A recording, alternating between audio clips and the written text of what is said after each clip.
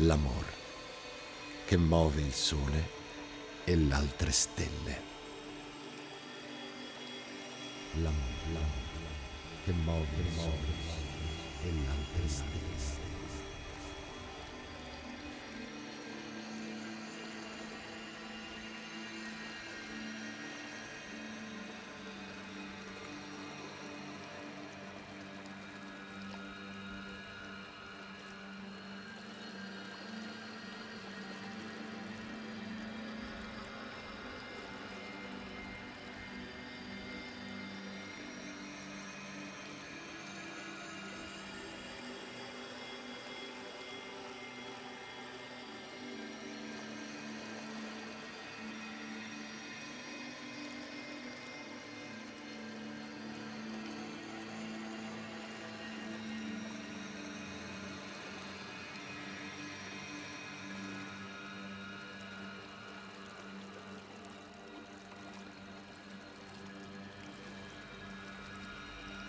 Le stelle.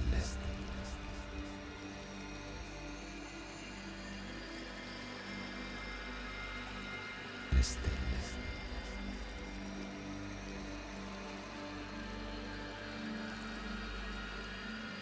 Le stelle.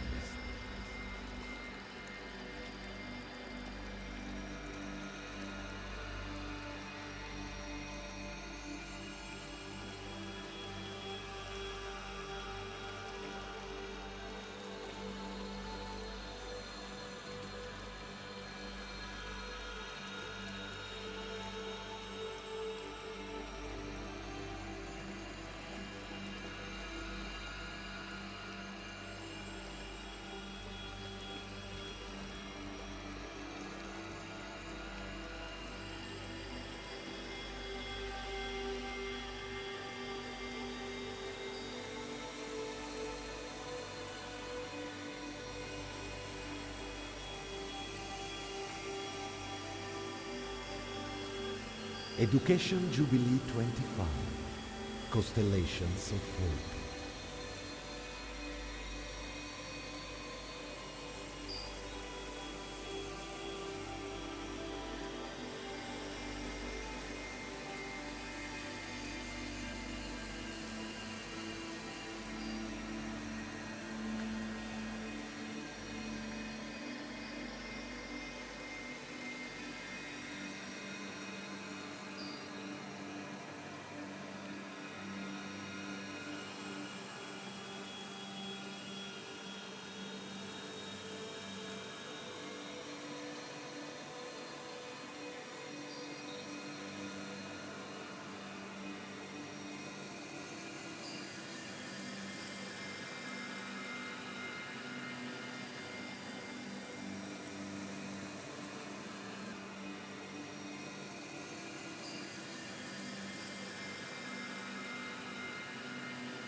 Educazione integrale.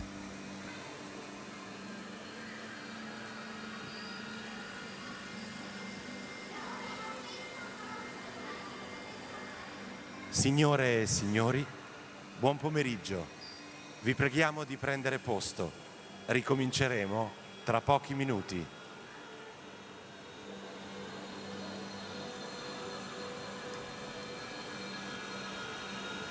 Fatti non foste a viver come bruti.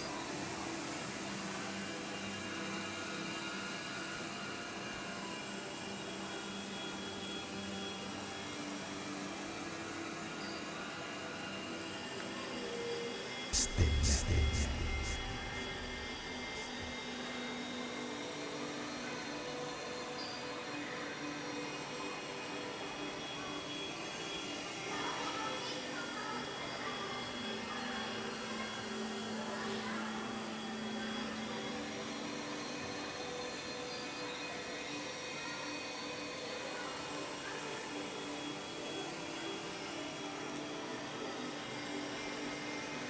Community.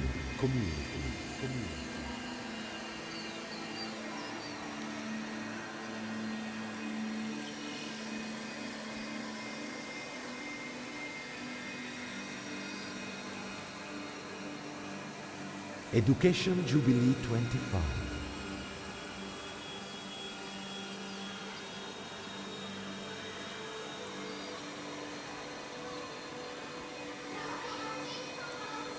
Comunità educante.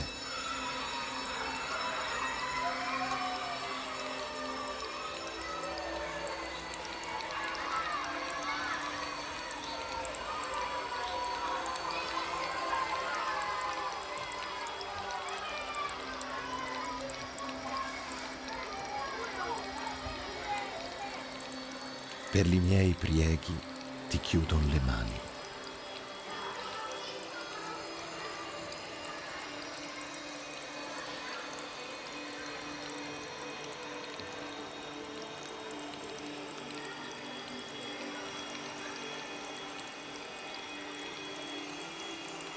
Docenti.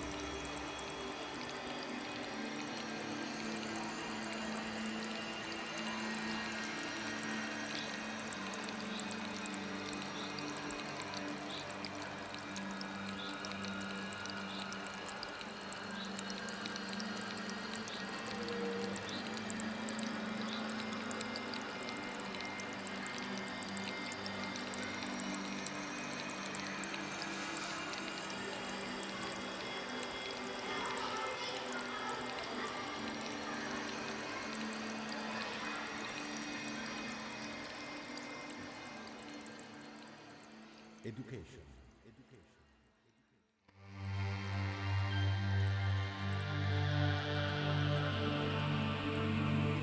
Education Jubilee 25. Costellations of Hope.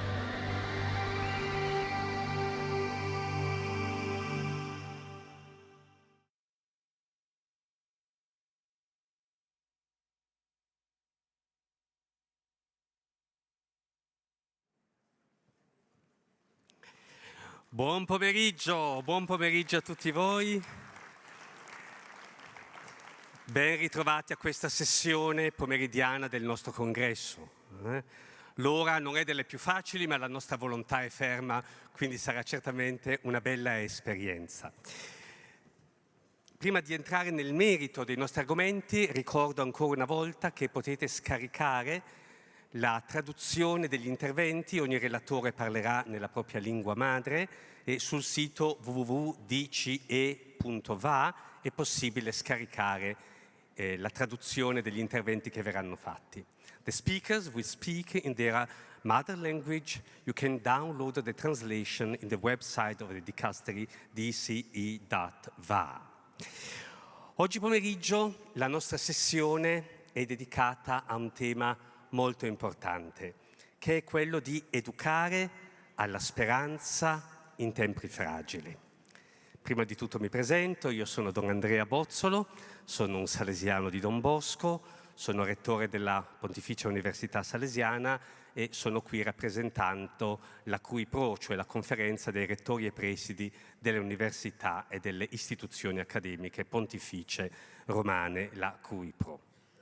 Dicevo, il tema di questo pomeriggio è educare alla speranza in tempi fragili.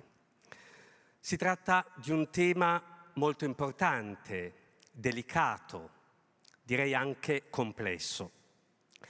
La fragilità, infatti, costituisce una dimensione radicale della nostra esistenza. Essere umani significa essere fragili. La fragilità dunque non rappresenta soltanto un limite, ma, come ci rivela la parola di Dio, costituisce anche una potenzialità, anzi, può diventare perfino una ricchezza.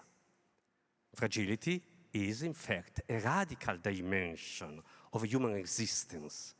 It is not simply a limit, but can be also a resource, even a richness. Dio infatti ha scelto la via della debolezza per salvare l'uomo. Il Signore Gesù ci ha salvato attraverso la sua fragilità, donando il proprio corpo e il proprio sangue. Per questo possiamo e dobbiamo dire guai a chi non riconosce la propria fragilità. Educare a riconoscere la fragilità è un compito essenziale, permanente dell'azione educativa. Educating people to accept their fragility is an essential and ongoing important task of education. Ci sono però anche situazioni in cui la fragilità può diventare patologica e mandare in crisi i sistemi relazionali come la famiglia, l'alleanza tra le generazioni, le istituzioni educative.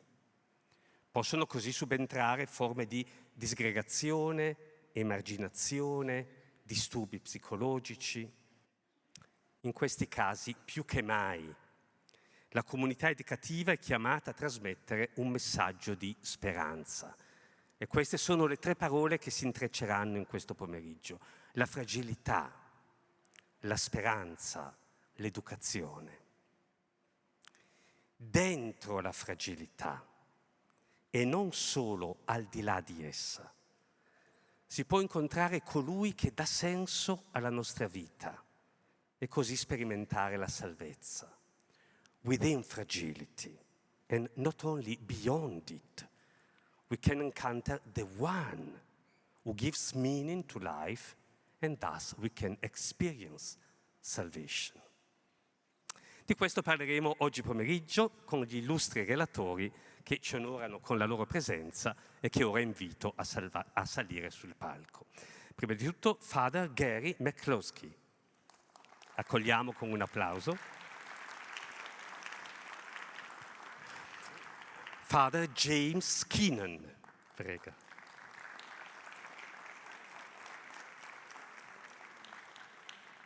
Dr. Alex Ben e Tommaso Spazzini Villa. Thank you for your presence.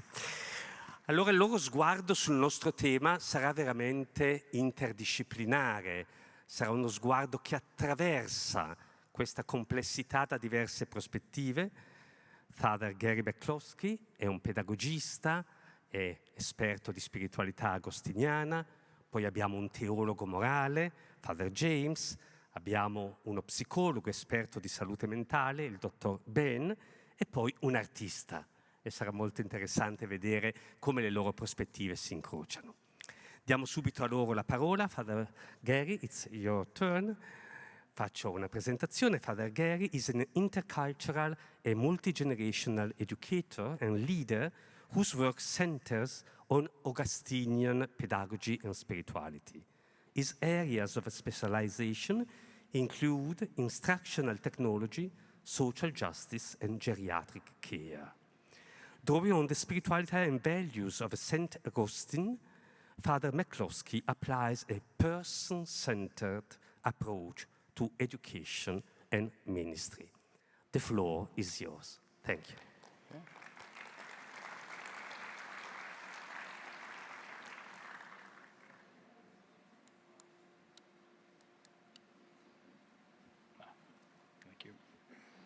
My thanks to His Eminence Cardinal José Tolentino de Mendonça, Prefect of the Dicastery for Culture and Education, for his kind invitation to be part of this Jubilee International Congress. My thanks to all at the Dicastery who were kind enough to make the arrangements for me to be here. It is good to be with them. I thank all those who are serving with us, like the cleaners, the caterers, and all who are doing things that will make our presence here so pleasant. Finally, as an instructional technologist, I'd like to thank the technologists for all the various things, not the least of which are my PowerPoint slides.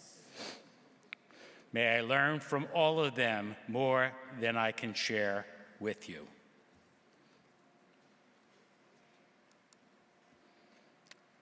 To give you a taste of Augustinian pedagogy, let us begin with a prayer that gives you a feel of the concepts and the experiences that make up Augustinian pedagogy. Let us pray. God of truth and beauty, you give each one of us the desire to seek the truth. Fire me with a thirst for knowledge and truth. Let me use that knowledge to build a community of justice and love. O God of splendor and glory, show us your splendor in the heavens, the earth, and the mystery of each person. May I see your presence and warming love in the gifts of this earth. May I reverence this presence. God, companion on the journey, you touched the restless heart of Augustine as he searched for you. Help me to support my friends, mentors, and companions in their quests and seek their help in mine. Remind me that you are within me and them as teacher and friend. Be present to us in the struggles of life as we journey together. God of unity, God of peace, you inspired Augustine to gather friends around him in community. May we always live together in harmony and be of one mind and one heart. Amen. Since prior to Pope Leo being elected, I don't think what is Augustinian pedagogy was prime on your list of things that you wanted to understand. So I'll begin by explaining. In Sun Tzu observes that there are two categories of Augustinian thought: one, interiority, and two, communion. Cabrera Montero's recent insights have led me to mark out a third Augustinian category of reaching out in service with neighbor, love of neighbor. When answering the question, who is my neighbor, St. Augustine says, he's a pagan, he's a Jew, still he's a neighbor because he's a human being. Sermon 359, section 9. So reaching out in service with neighbor, love of neighbor, is an important concept to be considered with interiority and communion. These three categories can form the practice of Augustinian pedagogy through seeking truth, reflection for interiority, forming community togetherness for mutual common benefit, and reaching out in service with neighbor for mutual common benefit. Rather than thinking of Augustinian pedagogy as an object phrase, maybe we should think of it as a verb, a doing phrase.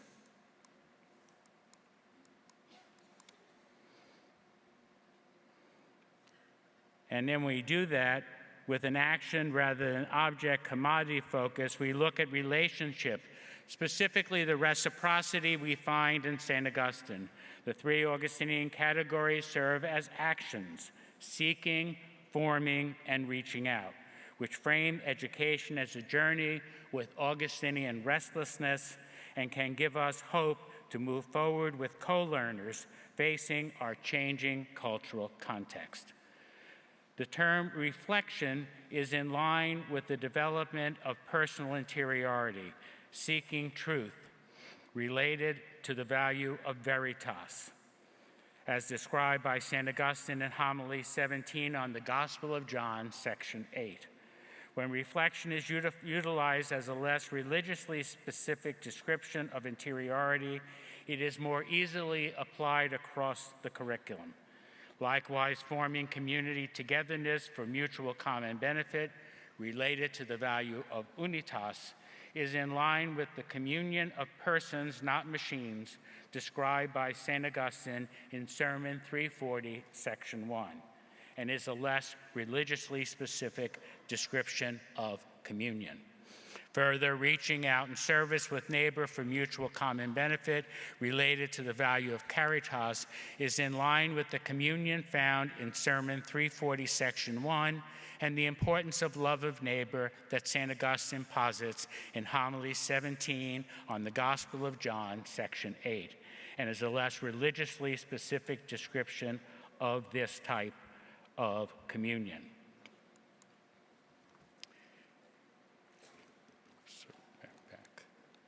St. Augustine, scriptural understanding finds God being with us. Samuel Wells, an Anglican pastor, tells us we've stumbled upon the most important word in the Bible, the word that describes the heart of God and the nature of God's purpose and destiny for us.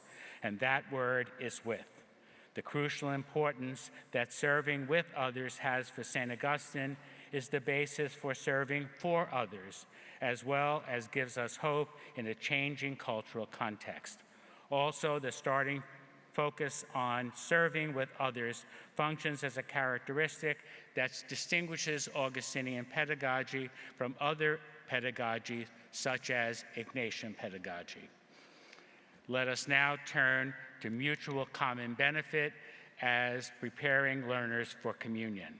Mutual common benefit captures St. Augustine's category of communion for teaching and learning in his observation, quoted regularly by Pope Leo XIV, quote, "I am terrified by what I am for you.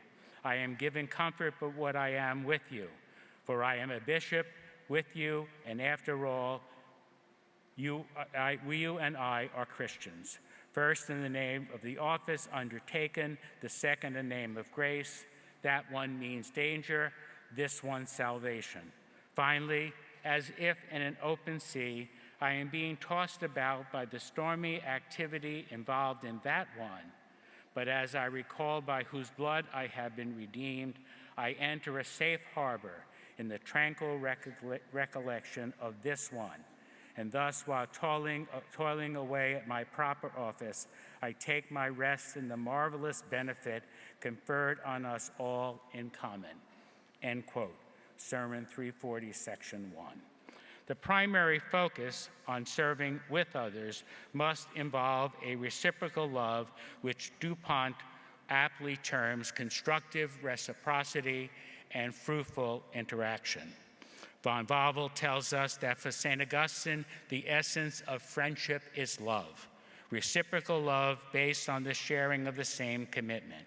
This means common interests, common attractions, common occupations, and a common sense of values, as well as common ideas and concerns, end of quote. Such mutual commitment enables learners to face stormy seas like those described in Sermon 340, Section 1, and can give us another source of hope of moving through our changing cultural context. Such learning may also be understood as related to the Catholic social teaching principles of solidarity and common good. Let us now understand putting on our knowledge in Augustinian pedagogy. Prior to his Christian conversion, St. Augustine had a conceptual understanding of Christianity. In responding to the voice he heard saying, "Tolle lege," take up and read, Confessions, Book 8, Section 1229, he read St. Paul's letter to the Romans, where he was called to encounter Christ through the words, quote, "Put on the Lord Jesus Christ," end quote, Romans 13:14. In conversion, he moved from knowledge to putting on his whole personal encounter of Jesus Christ. To capture this Augustinian aspect of encounter should be aimed at, rather than settling for concept knowledge. With his Augustinian sensibilities, Pope Leo XIV has already called us, quote, to build a culture of encounter through dialogue and social friendship, end of quote, and, quote, life is made up of encounters, and in these encounters, we emerge for what we are, end of quote. Aspects of encounter as tolle lege-like invitational processes include putting on, being immersed in our learning. These tolle lege encounters are not a religious conversion, but reaching understanding, intellectus, rather than simply having knowledge, scientia. For Hahnemann, this is, quote, a fundamental distinction which Augustine maintains throughout De Doctrina Christiana, end of quote. Tolle lege-like encounters mean moving from exterior knowledge to interior understanding. These encounter points should be formed through communities of practice aimed at animating, forming community togetherness for mutual common benefit, reaching out in service with neighbor for mutual common benefit, and seeking truth, reflection for interiority in an Augustinian pedagogy of hope that is deeper than passing AI interaction. Now we move to forming community togetherness for mutual common benefit and counterpoints. Forming community togetherness for mutual common benefit and an Augustinian pedagogy should be animated very evidently by tolle lege-like invitational encounter aspects of learning, such as all participants sharing the truth. For St. Augustine, truth is a property held in common for mutual benefit, and this is foreign to most of the world. Status, power, and private property are realities that learners face in our changing cultural context. An Augustinian pedagogy enables participants to join in a community of co-learning to develop resilience to the status quo. 2, a spirit of togetherness, personal relationship. This spirit occurs when there is equality despite status differences and private property. Here, there is kinship rather than kingship, and the confidence to overcome fears of loss that society may attribute to sharing. There is no kinship in AI interaction. 3, invitations to companionship encounter. St. Augustine chose to emphasize the shared dignity and deepest unity he and his followers had as members of the body of Christ, the whole Christ, totus Christus. So in an Augustinian pedagogy, co-learners encounter each other as companions in hope in a changing cultural context rather than superficial AI companions or influencers.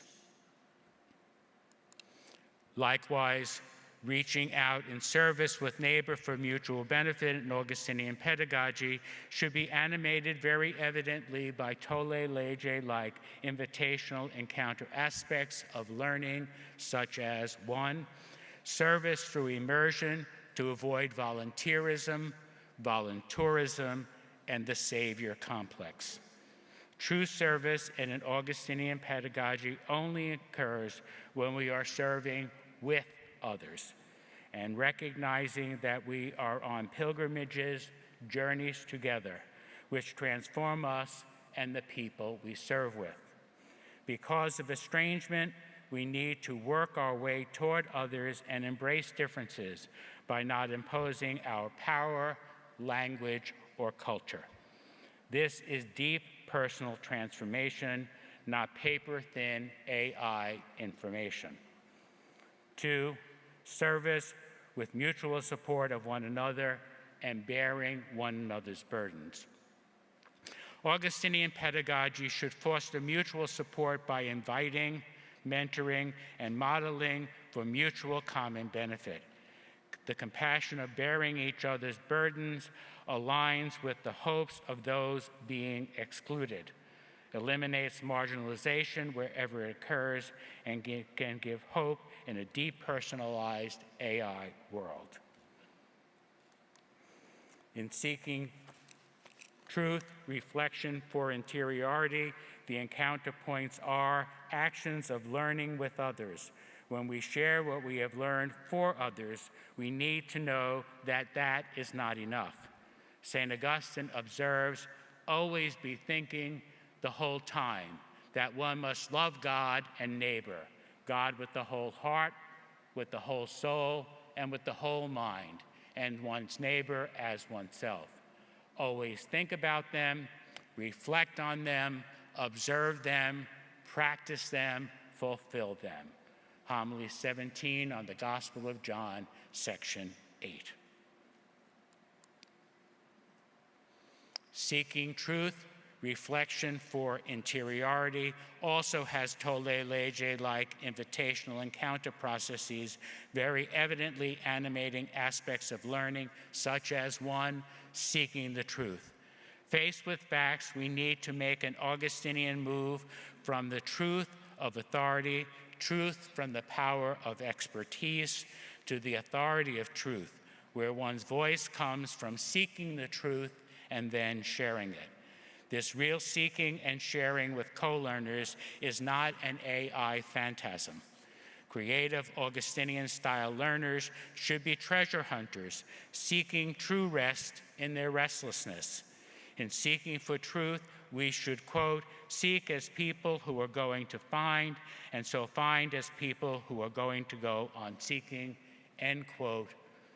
The Trinity, Book 9, Prologue, Section 1. 2, self-criticism. We have a great inheritance from St. Augustine in his self-criticism. In Augustinian pedagogy, self-criticism should be shared in the safety of good dialogues with others.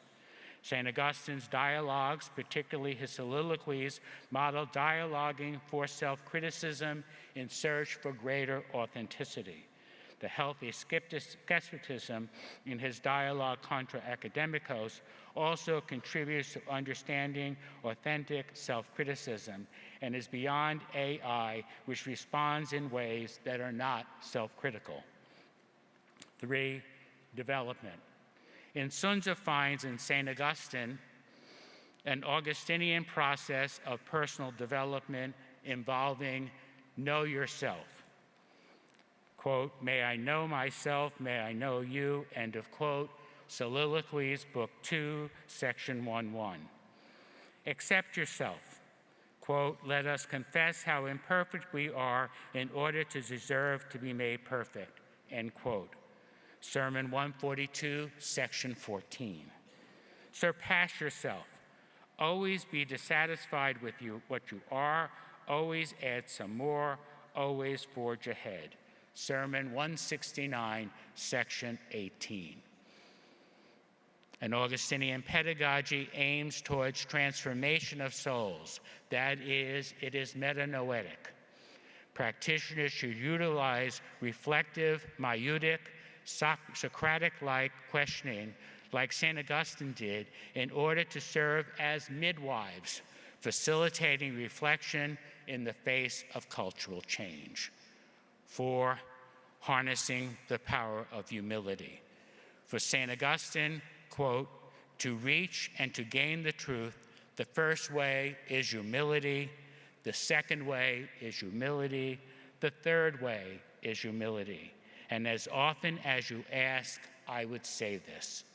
But unless humility precedes and accompanies and follows upon all our good actions, pride tears the whole benefit from our hands. Letter 118, Section 322. Such humility can be a source of hope in a world where AI gives us unreal imagined power. Finally, we have the importance of assessing effectiveness in Augustinian pedagogy.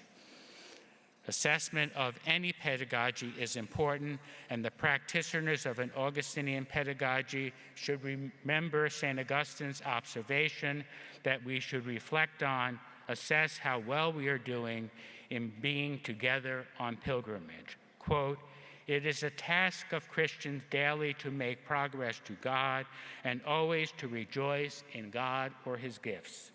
For the time of our pilgrimage, our wandering in exile is extremely short, and our home country time does not exist. Here, devotion is required of you, there you make rest. For that reason, like good traders, businessmen, let us note every day how we have got on, what profit we have made. You see, we have to be not only attentive at listening, but diligently active as well. Ones who are keen in attendance, not ones who play truant. Sermon 16a, Section 1. In some Augustinian pedagogy, assessments should be developed in co-learner, practitioner-driven communities of inquiry and communities of practice.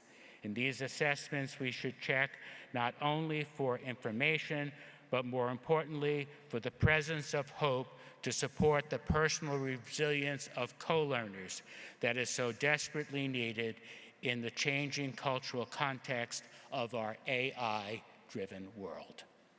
Thank you.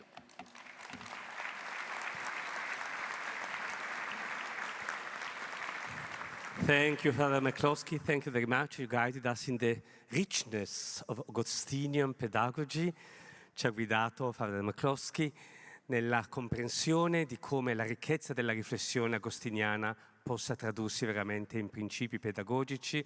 Mi sembra molto bella questa immagine dell'educazione come un pellegrinaggio, un cammino fatto insieme nella ricerca di quella veritas, unitas e caritas che sono il senso e il destino della nostra vita. Ora è il momento di Father James Keenan. Father James Keenan is a Jesuit, a moral theologian, bioticist, writer, and is the Canisius Professor of Theology and Ethics at Boston College. His teaching and research span moral theology, bioethics, social ethics, with a particular expertise in issues related to HIV and AIDS. So, Father Keenan, the floor is yours.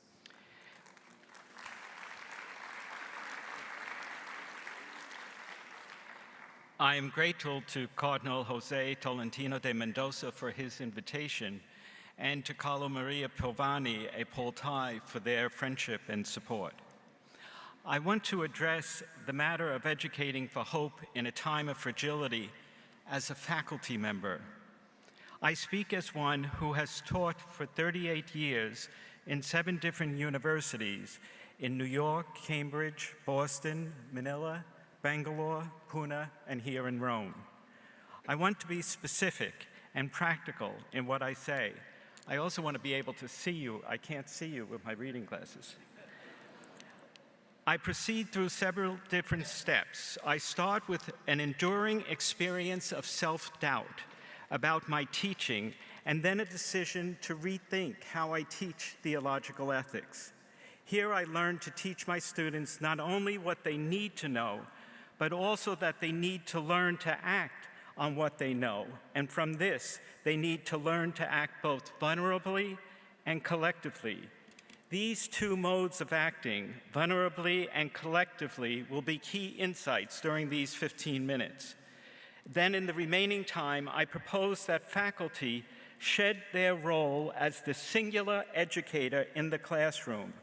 Faculty need finally to learn to teach with others, so often a need. So let me begin with my insight from self-doubt. I learned from Margaret Foley the grace of self-doubt, which she considers one of the least recognized gifts of the Holy Spirit. Over the past number of years, I began interrogating the effectiveness of my own teaching. It seemed to me that in my ethics courses, I was teaching people to understand and know ethics. While the students may have learned the material well, I was not sure that they would, in the end, act ethically. Invariably, I wondered whether each of my students would subsequently actually be responsible or responsive to another's need for moral assistance. I knew from exams that they knew the material. What I didn't know is whether they would act ethically. I began to realize that I was teaching them what to do, but not that they should do it. And yet this is what the gospel raises when contrasting the Good Samaritan, for instance, with the priest and the Levite, or the sheep with the goats, or the rich man with Lazarus. In each instance, those who failed did so not for lack of knowledge, but for lack of recognition. They had the ability to act, they just didn't bother to act. I realized I was not teaching them to recognize need, or more specifically, to respond to the recognition of need. In trying to discover what helps us to recognize the other, I discovered multiple writers on the matter of vulnerability. Let me now say something about vulnerability. In 2005, the Irish moral theologian Enda McDonough introduced us to the theology of vulnerability in a book called Vulnerable to the Holy, in Faith, Morality, and Art. McDonough began his treatment on vulnerability not with the human, but with God. God reveals to us God's self as vulnerable. By the very act of creation, God creates and then lets the light be, lets life be, lets nature be, animal life be, human life be. McDonough adds that this is a God who lets go and takes risk, is a God who's open to creation. McDonough also sees in Mary's reply to the Annunciation, "Be it done to me according to thy word," another moment of vulnerable risk, of being receptive to the divine initiative. With Mary, the vulnerability of creation extends into the vulnerability of the incarnation.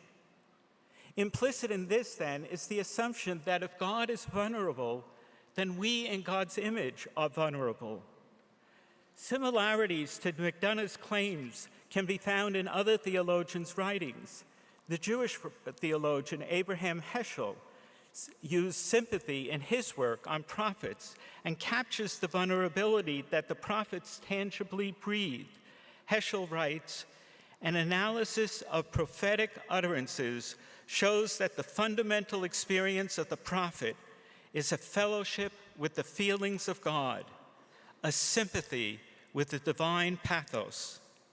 Through sympathy," he writes, "the prophet hears God's voice and feels God's heart. He tries to impart the pathos of the message together with its logos." These comments on vulnerability might surprise the reader or the listener here, who thinks of vulnerability primarily as the condition of need, a condition that raises concern or even alarm. When some of you read the Good Samaritan parable, you may think of the wounded man as vulnerable, whereas many of us today have begun to realize that it is the Good Samaritan who is the vulnerable one, who is vulnerable to the condition of the wounded man.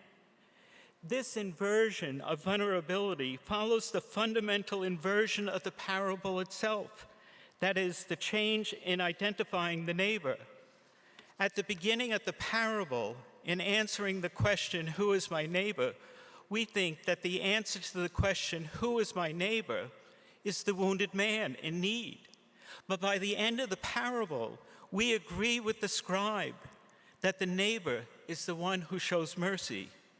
In a similar way, the vulnerable one is not so much the wounded man, but the Samaritan who vulnerably moved and recognizes and responds to the neighbor. We need to see vulnerability as an open, responsive capability to the other. Much of the contemporary discourse on vulnerability is indebted to Emmanuel Levinas. Still, in the English-speaking world, it is Judith Butler, who follows Levinas, who has truly developed an ethics of vulnerability. She recognizes how vulnerability is the foundation of the moral life. The moral life begins with our vulnerability. She writes, "Ethical obligation not only depends upon our vulnerability to the claims of others, but it establishes us as creatures who are fundamentally defined by that ethical relation. Vulnerability defines and establishes us as creatures before God and as moral among one another."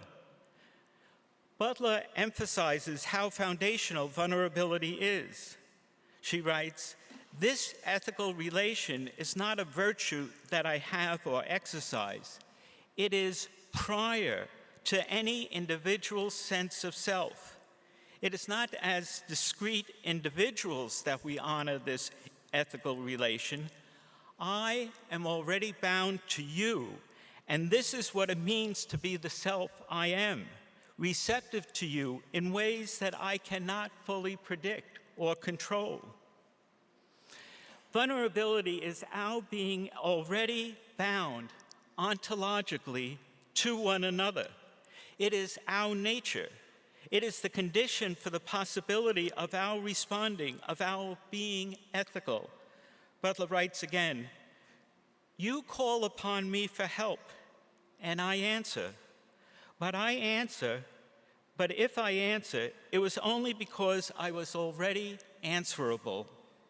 That is, this susceptibility and vulnerability constitutes me at the most fundamental level and is there, we might say, prior to any deliberate decision to answer the call. In other words, one has to be already capable of receiving the call before actually answering it. In this sense, ethical responsibility presupposes ethical responsiveness. Our vulnerability is what allows us to recognize and to respond, in short, to love. This vulnerability is what I need to learn to touch in my students. Generally speaking, in higher education, our students learn vulnerability collectively. Famously, Catholic schools of higher education host literally thousands of Christian service programs, Christian service learning programs, so that students can learn what the work of Christian mercy and justice is. We have a great track record on this. Our universities help young people to become men and women for others. But can those lessons be learned also in the ordinary classroom? That was my question. I was teaching them about global public health, but I don't think I was teaching them to vulnerably listen to the prompts within them to respond to others in need of such help. Somehow, what and how they learned in Christian service was not engaged in the same way in the way I was teaching in my classroom.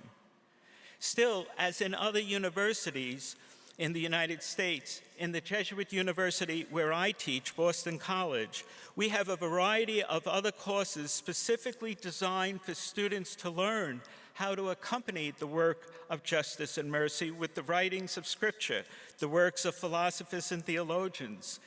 These wonderfully intellectually and spiritually formational courses engage students to be vulnerable and responsive, but they were not formatted like most courses.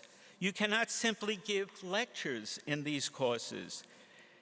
The courses are much more participatory, discussion-oriented, collective. Students do not simply receive the teachings about Christian responsiveness have to be engaged and shared. This turn to the collective ought not to be surprising.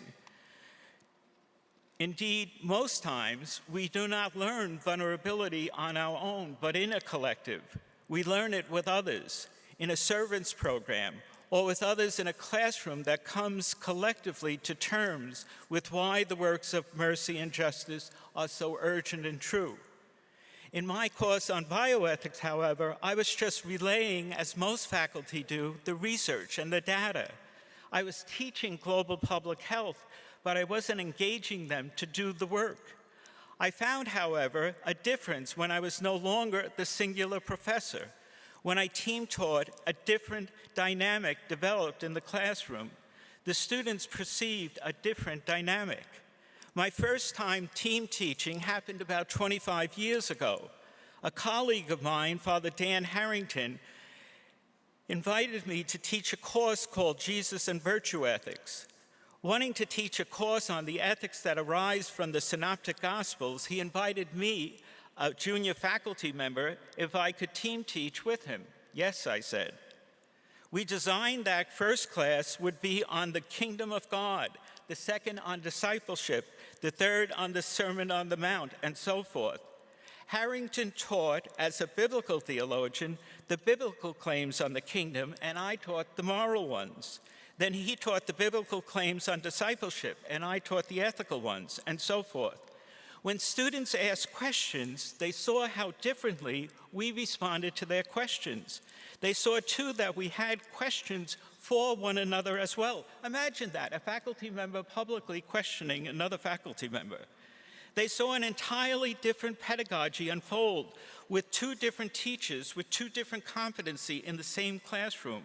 We wrote a book, Jesus and Virtue Ethics, Building Bridges Between New Testament Studies and Moral Theology. Authors began writing that biblical ethics should be taught by biblicists and by ethicists together. Our model became normative. After teaching this course 3 times, Harrington and I then began teaching Paul in virtue ethics. In a similar way, when I taught HIV/AIDS and ethics, I began to teach with an AIDS physician, Father John Fuller. Students saw our vulnerability by our ability to work with one another. A new competency emerged in our teaching together. More recently, my university decided to redo the core curriculum requirements for all of our undergraduate students. That is, their required courses in theology, philosophy, the humanities, and social sciences. The administration insisted that each course engage 2 different competencies and be taught by 2 different faculty members from wholly different departments. These courses are designed to engage students in interdisciplinary explorations of topics of critical importance. They include topics such as ethics and engineering, climate change and urban planning, the rule of law and the meaning of justice, memory and literature. They exemplify a new vulnerability for faculty and students to learn how to better recognize and respond to our challenges, and they help faculty to prepare students to become engaged, effective world citizens. When faculty teach alone, they are the sole arbiter of the classroom agenda. When they teach in pairs, a new dynamic of teaching develops. When we relinquish our independence, we learn a new dependency. But we really cannot appreciate that new vulnerability until we actually engage it.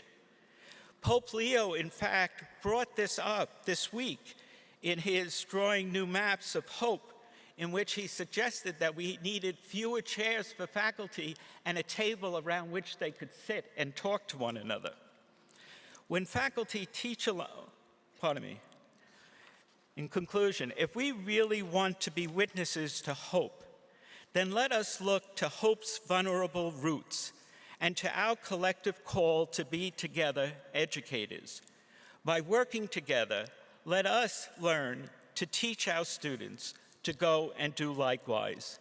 Indeed, if we want our students to learn from one another, we need to teach with one another.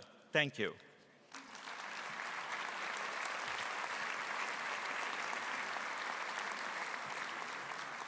Thank you, Father Keenan. Grazie, Padre Keenan, per aver condiviso con noi non la sua teoria morale, ma la sua esperienza.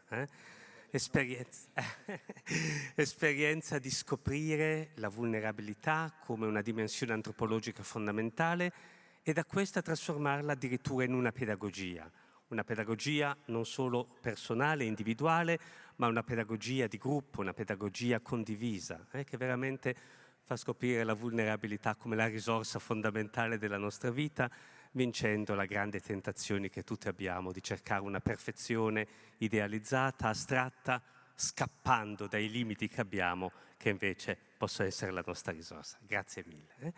Ora è il momento del dottor Alex Bain. It's up to you. It's a clinical psychologist, researcher and consultant in organizational mental health.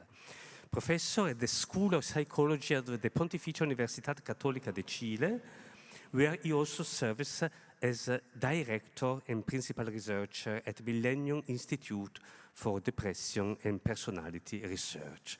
Allora ascoltiamo volentieri il suo intervento dalla sua prospettiva psicologica. Grazie a lei la parola. Oh, thank you very much for the presentation. I'm also deeply grateful to the Dicastero and to Monsignor Tolentino for this wonderful invitation and for the hospitality. This is truly an honor to be here speaking in front of you. Educating for hope in a time of fragility. I didn't have to come up with a new title for my speech because I wholeheartedly agree that this is indeed an excellent title for our panel.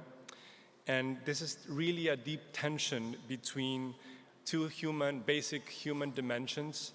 And I think they manifest themselves very strongly in our higher education students. So let me start with hope, from what I know about hope as a clinical researcher and as a psychotherapist. In my research and in my clinical work, I have witnessed firsthand how hope erodes as mental health declines.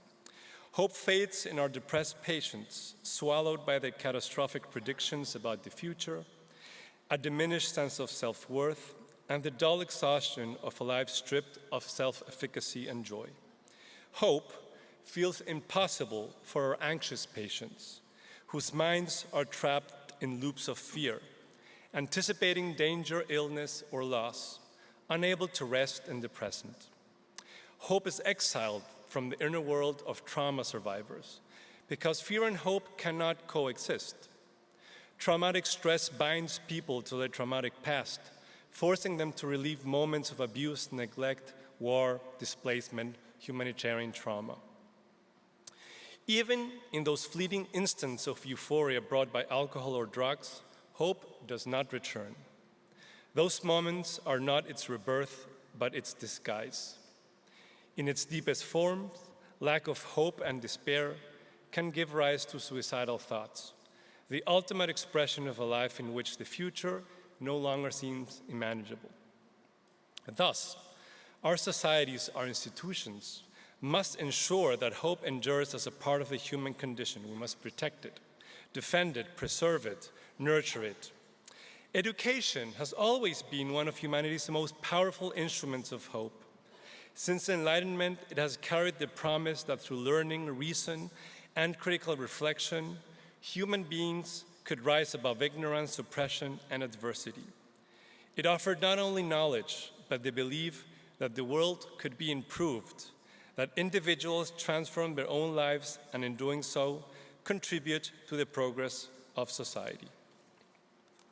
As Pope Francis reminds us, education is always an act of hope. I see this is a favorite quote by many speakers today. I think it's a very powerful one. I understand why.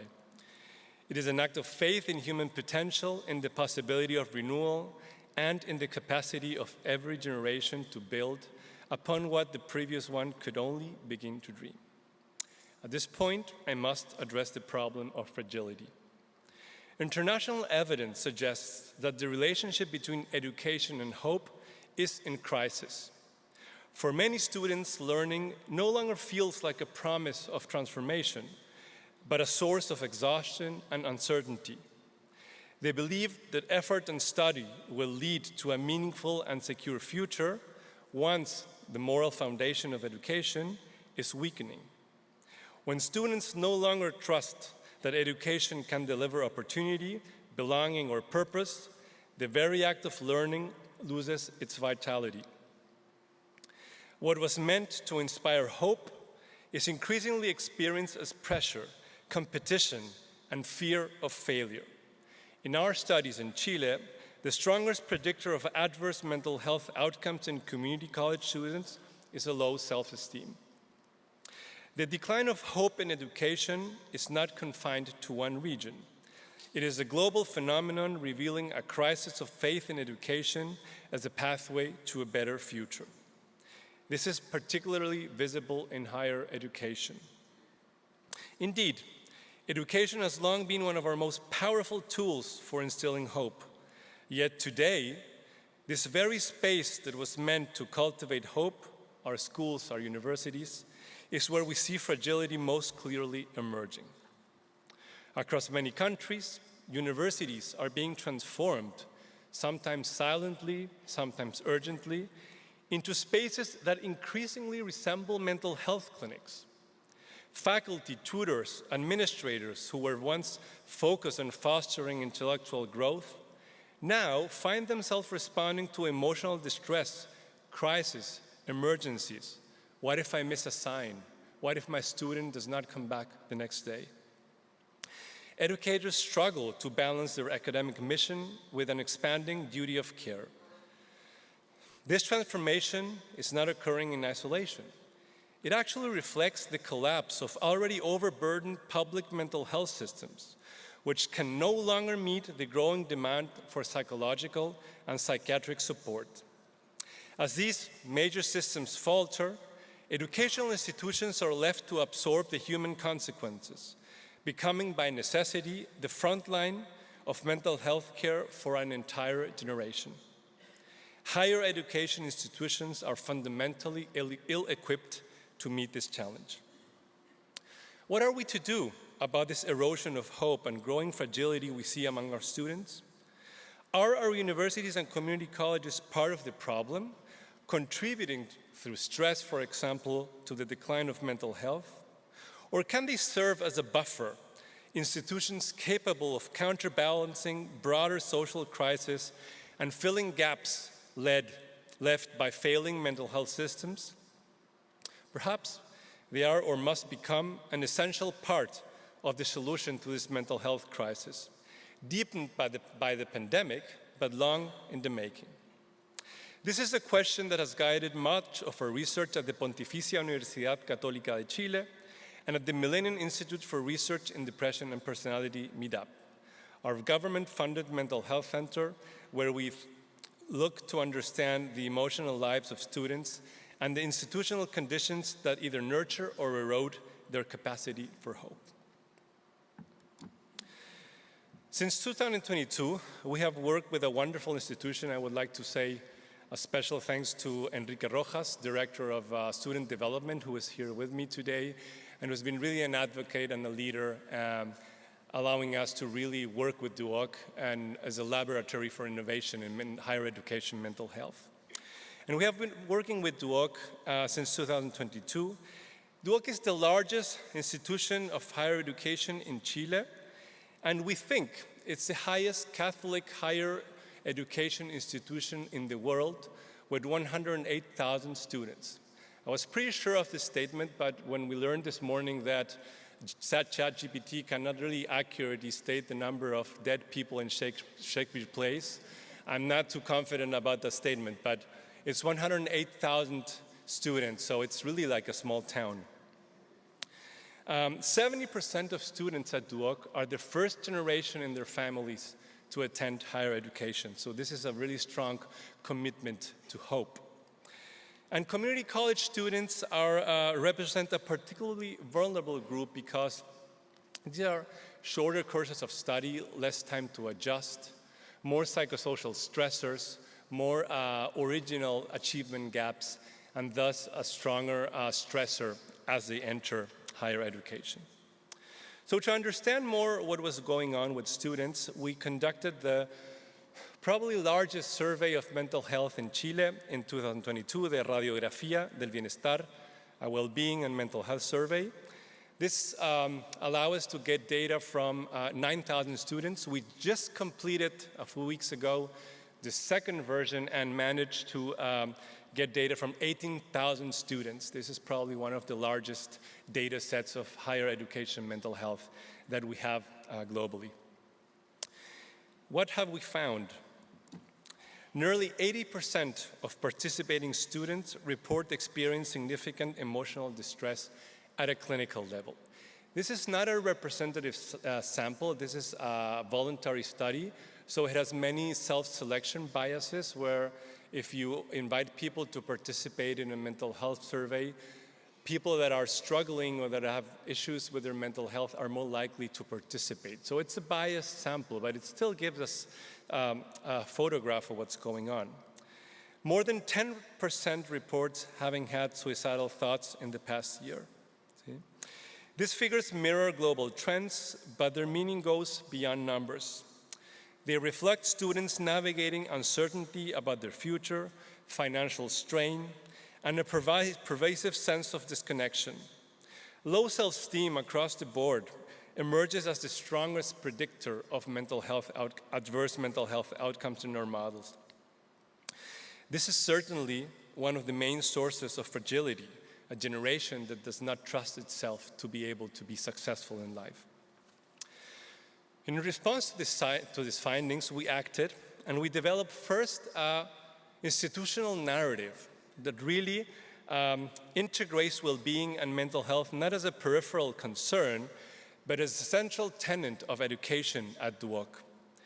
This is a direct effort to homogenize language and institutional discourse around mental health, improving credibility.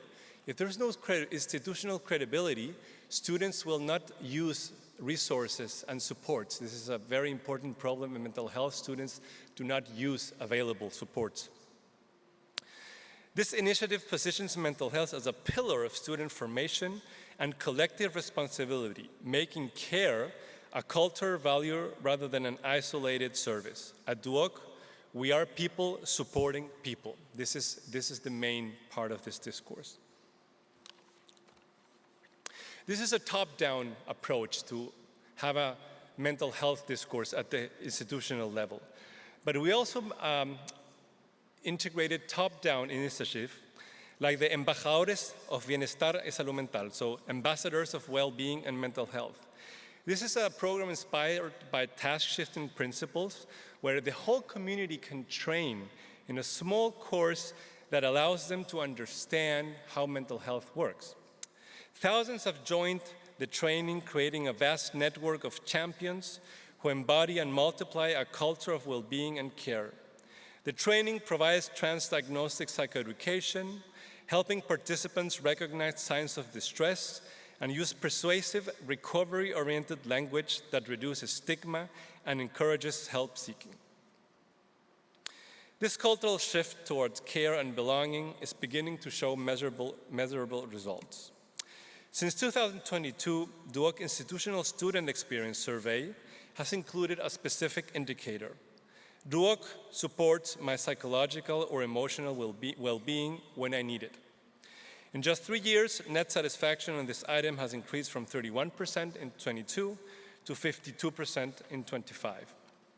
This steady improvement reflects the visible impact of sustained institutional efforts, both top-down and bottom-up, to embed well-being into every dimension of university life. Building on this experience, we extended our work through a FONIS project financed by the Chilean state and led by my dear colleague, Paola Marchand, who sadly passed away this year, and who was a committed leader and researcher in higher education, mental health. We thought to build a comprehensive model of recommendation for higher education institutions. This model developed quantitative and qualitative data, including interviews with students, faculty, and administrators from traditional public universities, private universities, community colleges. The project examined how universities can more effectively move from reactive, fragmented, and siloed responses to proactive, community-based strategies. Its findings were clear. Key takeaways from this study include: we need to strengthen social capital and community networks with higher education institutions. We need to have strong institutional frameworks that include mental health in the institutional mission. We need to create comprehensive university-wide models to help students with promotion, prevention, and treatment. And we need to measure, and deliver evidence-based solutions and data-driven solutions. If higher education institutions are to restore hope in the future, they must play a central role in addressing fragility. This requires a paradigm shift, moving away from fragmented assistance based on the medical model of mental health care towards an institutional culture of well-being grounded in prevention, participation, and evidence-informed action. In this time of fragility, promoting hope through education requires more than the goodwill. It requires scientific commitment, institutional courage, and human connection. No apps, human connection. Mental health is not peripheral to learning. It is its foundation. There's no education without mental health. Our work demonstrates that rigorous evidence and genuine compassion can coexist to build systems that help students recover, develop, and flourish. By treating well-being as a central educational goal, we move closer to an inclusive and sustainable future, one where education fulfills its highest purpose, to cultivate both knowledge and humanity. Thank you very much for your kind attention.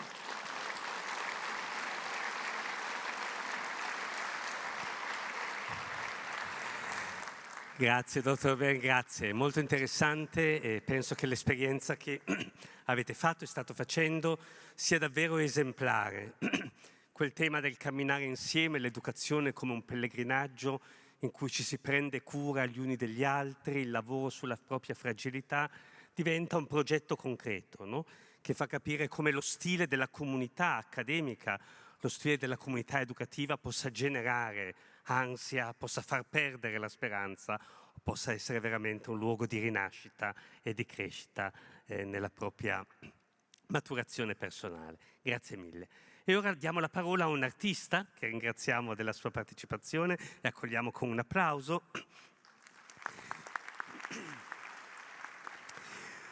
Tommaso Spazzini-Villa è un artista che si occupa di disegno, pittura e progetti di arte pubblica.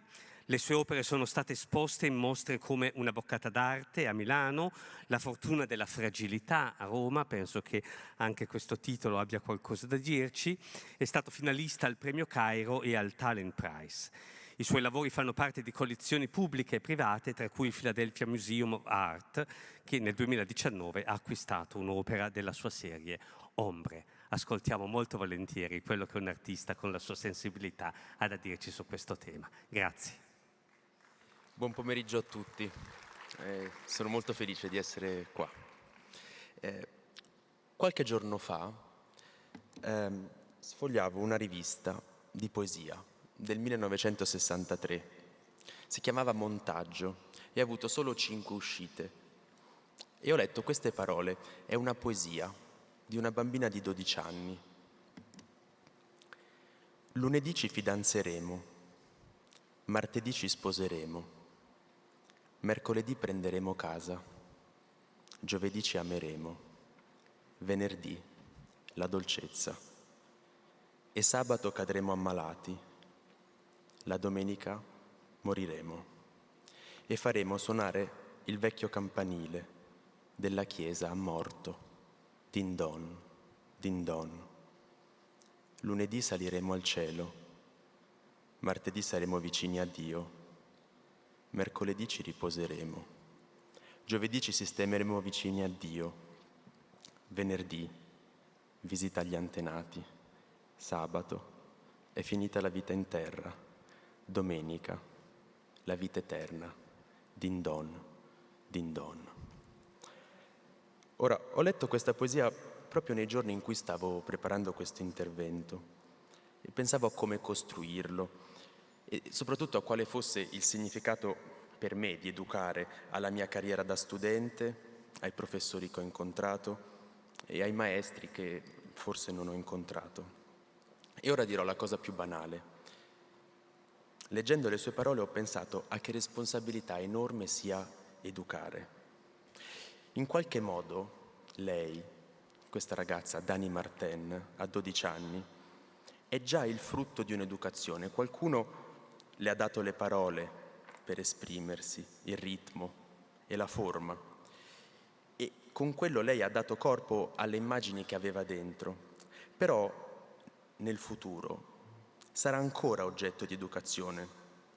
Andrà forse al liceo, forse all'università e continuerà a imparare, a cambiare. Forse metterà in discussione proprio quelle parole che sembrava usare con tanta naturalezza. In un certo modo sta in mezzo tra ciò che ha già ricevuto e ciò che ancora non sa.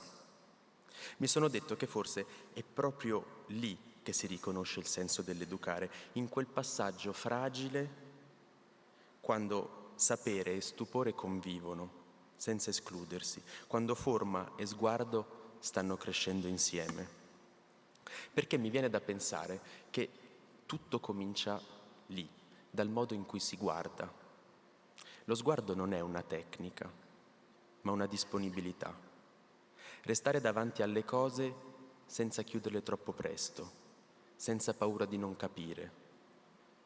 Per me educare è proprio questo, allenare lo sguardo a durare un po' di più, a restare nel dubbio senza fretta, imparare a vedere e a lasciarsi vedere.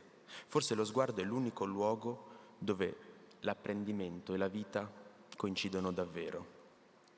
Nel 1961 Hannah Arendt, in La crisi della cultura, scrisse: l'educazione è il punto in cui si decide se amiamo abbastanza il mondo da accettare la fatica di salvarlo. E forse è veramente tutto qui. Amare il mondo al punto da prendersene cura. La scuola, un laboratorio dove provare a farlo, e l'arte, uno strumento per allenare lo sguardo a questa cura. Qualche tempo fa un'amica maestra mi ha letto l'inizio di un tema di un bambino di quinta elementare, quindi immagino un bambino di 10 o 11 anni. Il tema era il mare e la frase con cui iniziava era: mare, io non ti capisco. Tu sei così grande e la tua parola è così piccola. È una frase perfetta. Per me nessuna teoria può dire di più. È come se fosse la misura esatta tra stupore e forma, e chissà quanto inconsapevole. Un bambino che guarda e non pretende di capire, ma intuisce che c'è uno scarto tra le cose e i nomi. Capire che il mondo è più grande delle parole, però bisogna provarci lo stesso. E ho fatto un esperimento poco tempo dopo. Ho preso una pagina del 25° canto del Purgatorio. Quindi al centro vedete le terzine di Dante e intorno è tutto il commento cinquecentesco di Landino e Vellutello. E ho fatto un esperimento: provare a formare delle frasi con le parole contenute nel testo, e mi sono dato 2 regole: che le frasi fossero di senso compiuto e che seguissero un principio di verità, che fossero frasi veri per me che le sottolineavo. Quindi in un certo modo provare a parlare con le parole di Dante. Ora ve le leggo, vedrete comparire dei cerchietti rossi. La mente guarda nel cuore e si distende. La vendetta beve sangue e virtù. Come è bello patire per una pianta eterna, geme l'anima in cuore. Poterti tacere che è tutto superfluo. Ma perché la morte non si spiega? Ho poi fatto lo stesso esperimento con donne e uomini detenuti nelle carceri italiane, e l'ho fatto però non sulla Divina Commedia ma sull'Odissea. Ho distribuito le 361 pagine dell'Odissea a 361 detenuti, quindi una pagina per un detenuto, tutte diverse. E ho chiesto a loro la stessa cosa, di scegliere secondo la loro verità. Ora ve ne leggo alcune. Era un massacro il ricordo dell'amore lontano. Folli dolori di donna ha pagato il mio cuore terribile, che sempre incanta, balza e commuove. Ho sbagliato, ma intanto vivo. Che Dio, al più presto, venga qui. Mi piace pensare ai poemi omerici come un deposito immenso di figure e di gesti in cui noi che leggiamo possiamo riconoscerci. Non servono tanto per imparare una morale, ma più per dare un nome a ciò che ci attraversa. La rabbia, la perdita, l'attesa, il ritorno sono storie antiche che continuano a restare vive perché contengono quasi tutto. Quando qualcuno sottolinea una frase dell'Odissea, sceglie senza saperlo un archetipo che gli assomiglia. Non copia Omero, ma si misura con lui, prende in prestito un linguaggio che precede tutti e che per un attimo ci sembra bastare. È un modo per dire con parole già dette qualcosa che però diventa nuovo, perché finalmente abita chi lo trova. Per dirlo meglio, con Didi Huberman, Guardare significa accettare che ciò che vediamo ci guardi. Leggere in fondo è sempre un doppio movimento. Mentre noi guardiamo un testo, il testo ci legge. E c'è un punto in cui la direzione si inverte e chi legge diventa materia letta. Un giorno in carcere, un detenuto che partecipava a un progetto mi ha detto: se mi avessi dato una pagina bianca, vuota, non avrei mai scritto questa frase. E a me ha fatto pensare tantissimo, perché è proprio l'incontro con l'altro, in questo caso con la lingua dell'altro, con la lingua di Omero, che ci apre, che ci suggerisce parti di noi. E questo mi fa dire che non c'è scoperta senza relazione. Ed è proprio in quel momento di riconoscimento, quando una frase, un verso o un volto ci rimandano a qualcosa che non sapevamo di avere, che avviene il cambiamento vero. E forse questa è la sola ricchezza che vale la pena cercare per me. Nel 72 Pasolini, in Empirismo eretico, scrive: ogni lingua è un corpo che contiene la memoria della terra da cui è nata. Scrivere è dissotterrare. Ho fatto un esperimento facendo sottolineare le stesse pagine dell'Odissea a un gruppo di persone completamente diverso, ragazze e ragazzi che frequentavano le scuole e i detenuti che abbiamo visto prima. Quindi hanno sottolineato le stesse pagine, ma quello che ne è venuto fuori è totalmente diverso. Vi farò ora vedere alcune coppie di pagine. A sinistra sono i detenuti, a destra gli studenti e le studentesse. Un detenuto: mi hai donato figli bellissimi e io così misero. Uno studente: scusa madre per ogni giorno. E se vedete la pagina è la stessa, 219. Distruggere le ali lacerandosi il cuore. Di uscite tra coetanei sono inesperto. Così, senza fine, resto qui, tra pianti e singhiozzi. Mio padre lasciò casa, la madre mia e anche me. È chiaro che l'Odissea contenga tutto, non solo la trama, ma le posizioni possibili: il padre, il figlio, la madre, chi parte, chi attende, chi parla, chi ascolta.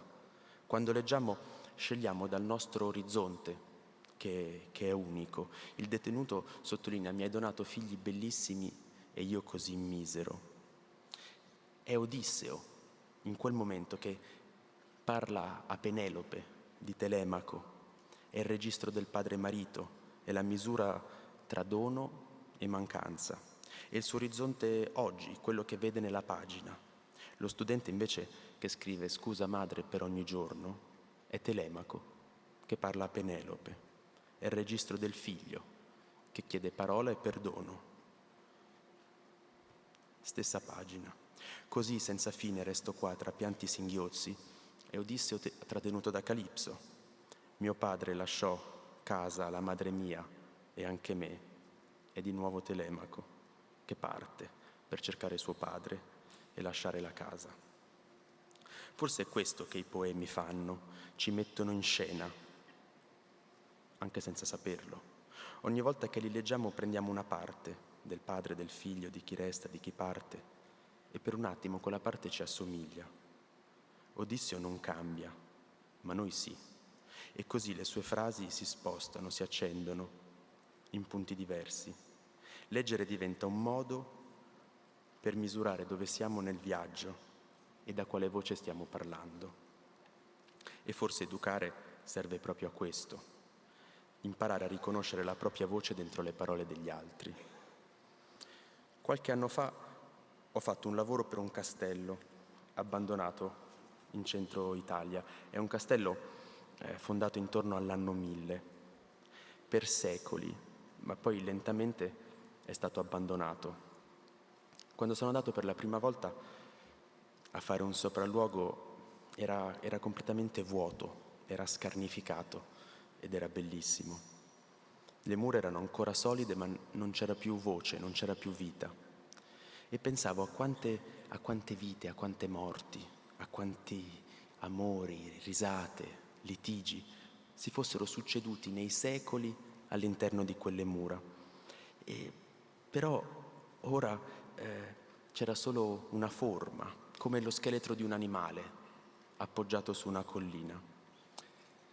C'era stata una vita ma non pulsava più.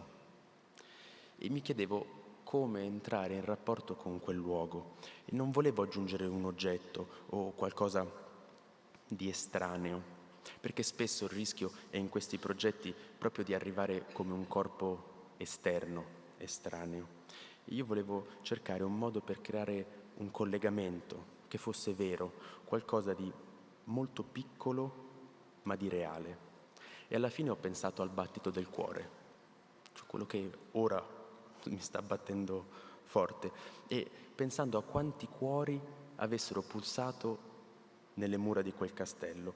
E quindi per 3 mesi ho indossato un sensore e ogni mio battito veniva trasmesso in diretta dentro il castello, dove c'era una lampadina che si accendeva e 2 casse che facevano il suono del mio cuore al ritmo. Quindi la notte mentre dormivo, il giorno quando parlavo, camminavo, incontravo le persone, il mio cuore batteva anche lì dentro, come un eco.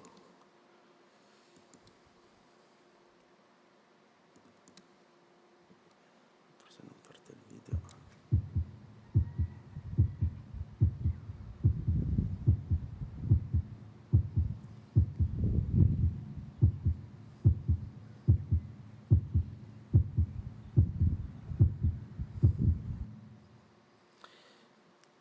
Il ritmo del cuore non si comanda, è direttamente collegato alla verità e mi è sembrato il modo più onesto per entrare in contatto con quel luogo, non con un segno da aggiungere, ma come con una presenza minima, viva, che si misurasse con il tempo del castello. Non era solo un gesto simbolico, ma un modo per restituire vita a un luogo che l'aveva perduta, per un tempo breve, 3 mesi, però vero, e in contatto con tutta la vita che gli aveva pulsato lì dentro, far tornare a vivere un luogo abbandonato con un collegamento vitale. E forse è questo alla fine il senso di tutto il mio lavoro, cercare di creare collegamenti, di far circolare qualcosa tra noi. E anche l'educazione in fondo tratta proprio di questo. Non di trasmettere, ma di far passare, di far battere qualcosa da un corpo all'altro, da una vita all'altra. Grazie.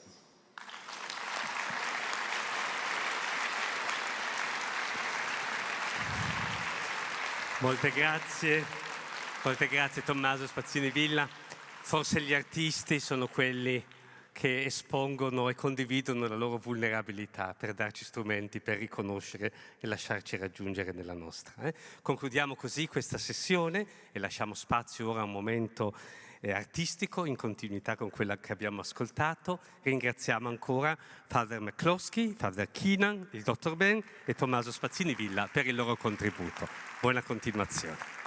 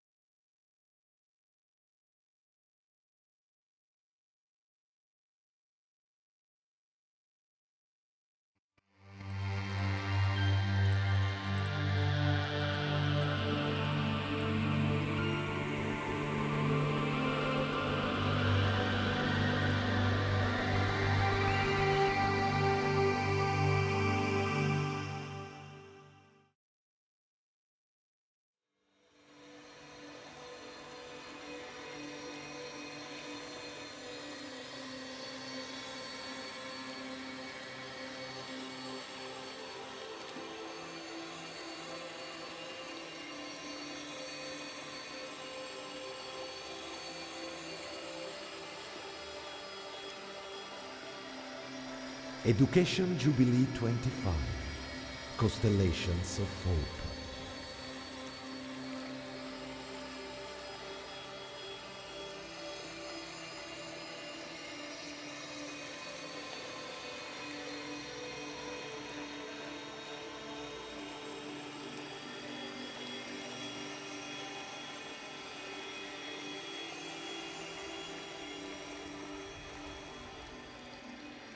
la libertà di scelta educativa.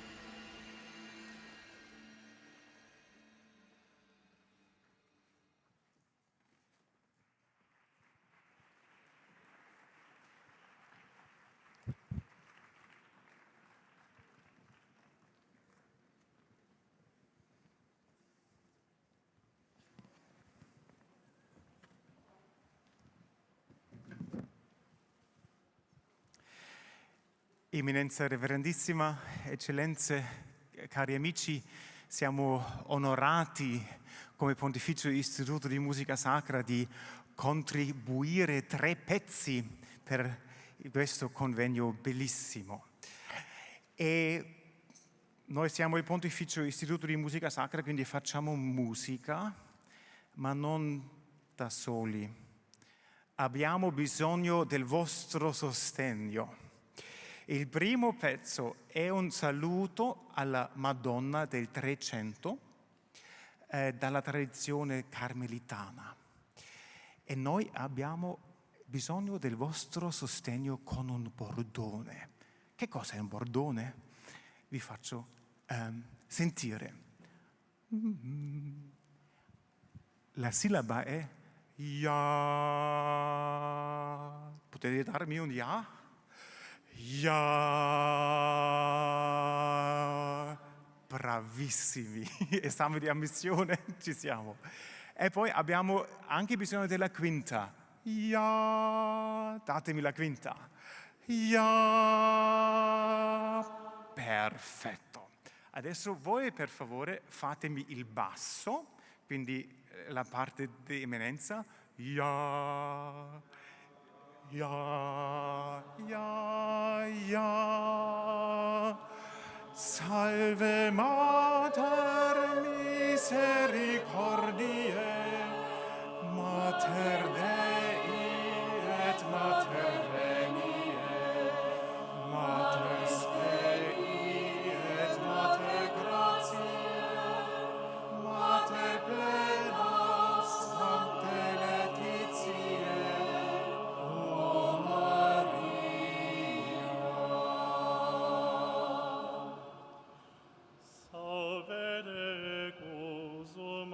generis, salve Virgo digni orceteris, que virgines omnes transgrederis, et altius sedes in superis. O Maria,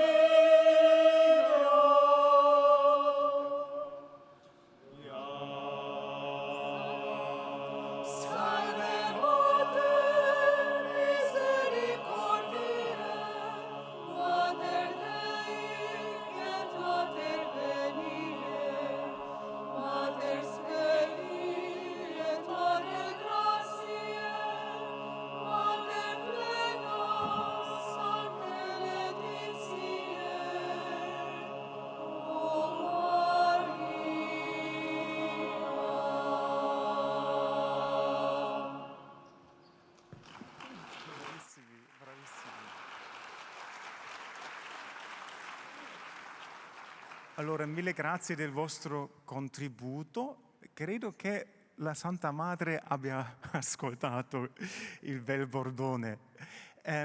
Il secondo pezzo è un pezzo molto famoso, il Sicut Cervus da Giovanni Pierluigi da Palestrina. In questo anno celebriamo il 500° anniversario della sua nascita. È nato proprio più vicino a Roma possibile, a Palestrina proprio, e poi ha vissuto la sua vita intera praticamente presso la Basilica di San Pietro. E ha composto prevalentemente per la liturgia e da San Pio X è stato descritto anche come modello per la musica sacra. Adesso cantiamo il Sicut Cervus, quindi il testo è preso dal Salmo 42.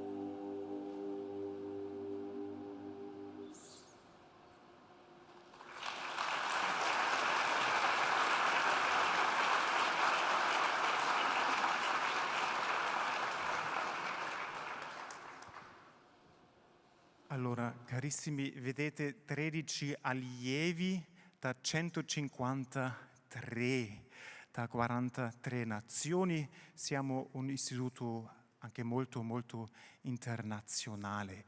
13% sono italiani, il resto sono praticamente i Nazioni Unite della musica sacra.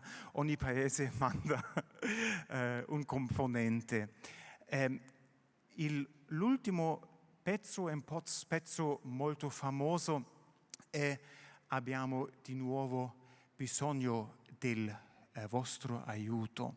Il pezzo si chiama Dona nobis pacem. Dacci la tua pace. È un canone da Mozart, diciamo, è un po' disputato e forse possiamo averlo anche sullo schermo. Ottimo. E noi ci apriamo un po'?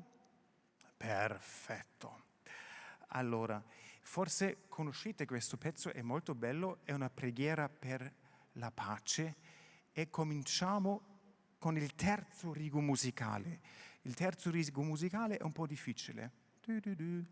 Dona nobis pacem, dona nobis pacem.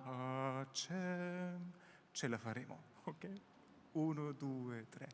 Dona nobis pacem, dona nobis pacem. Bravissimi.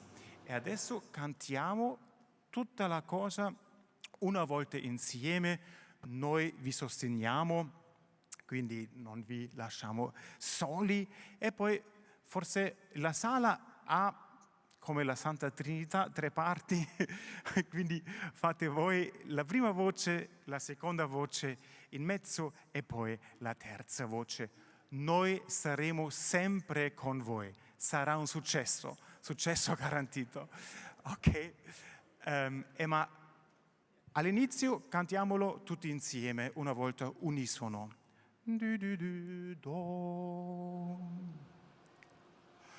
Dona nobis pacem, pacem, dona nobis pacem, dona nobis pacem, dona nobis pacem,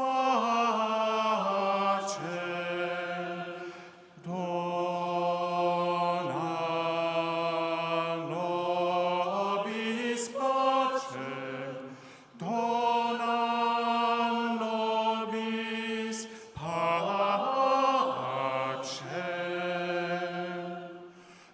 dona nobis pacem, pacem, dona nobis pacem, dona nobis pacem, pacem, dona nobis pacem,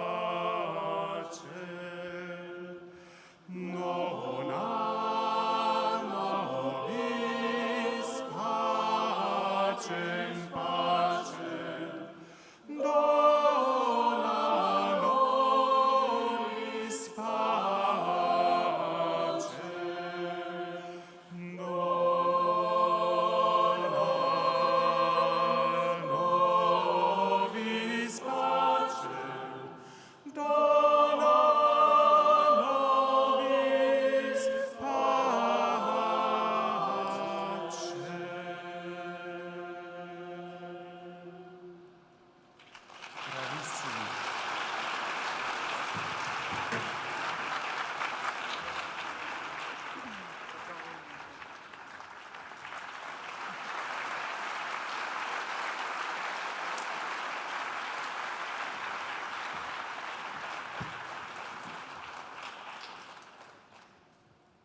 Mille grazie e buon proseguimento.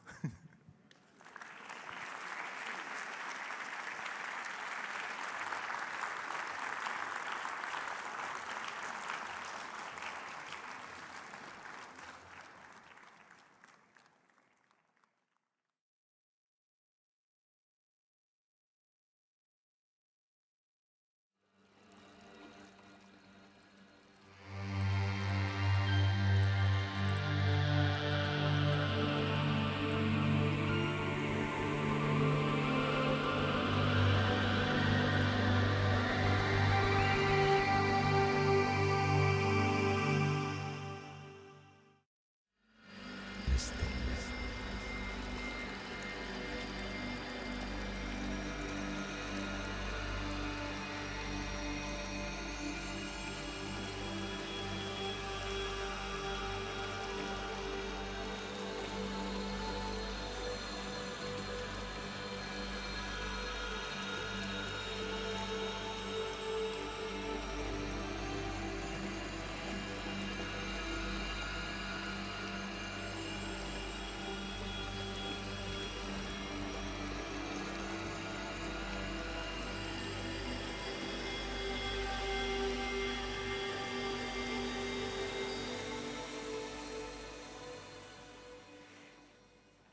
Welcome to the fourth session of today's wonderful conference. This session is entitled Reviving the Pact with Hope, the Educational and Cultural Commitment of Catholic Schools and Universities. And we shall be discussing the Global Pact of Education, the breakthroughs, and its planetary scope.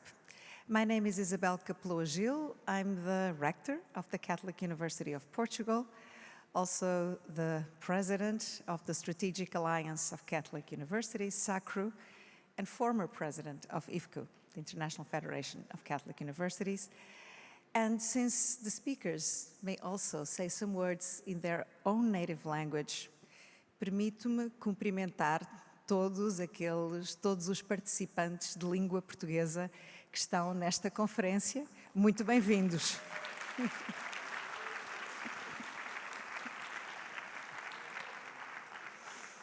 So we have a lineup of 4 tremendous speakers that I now invite to the stage. His Eminence Cardinal Antoine Kambanda, Archbishop of Kigali.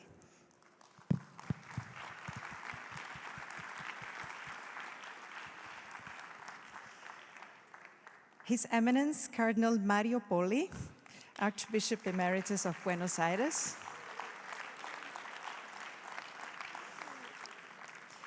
His Excellency Monsignor Elias Gonçalves, the Archbishop of Nagpur in India. Welcome.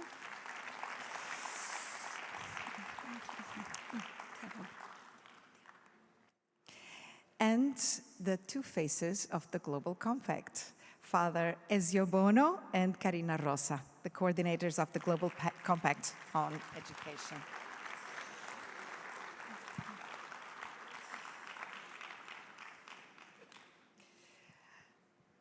Well, our session is about the Global Compact. When we talk about education and the breakthroughs of Catholic education worldwide, it is important to understand that this global has a local color.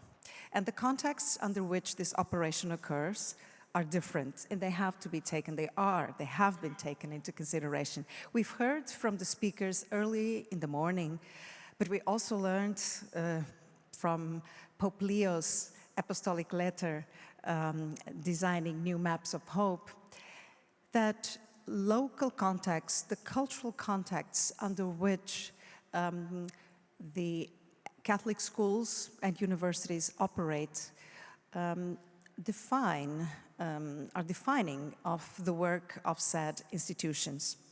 Across the globe, the representatives that we have here from Africa, from South America, from India, they operate in tremendously challenging environments, but exactly the environments where Christianity and Catholicism is thriving and flourishing.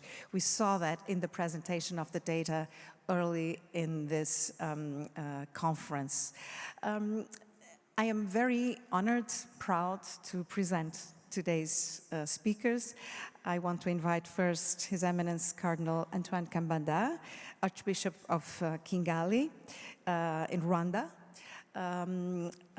Cardinal Kambanda is a moral theologian. He's also the Grand Chancellor of the Institute Pacte Educatif Africain.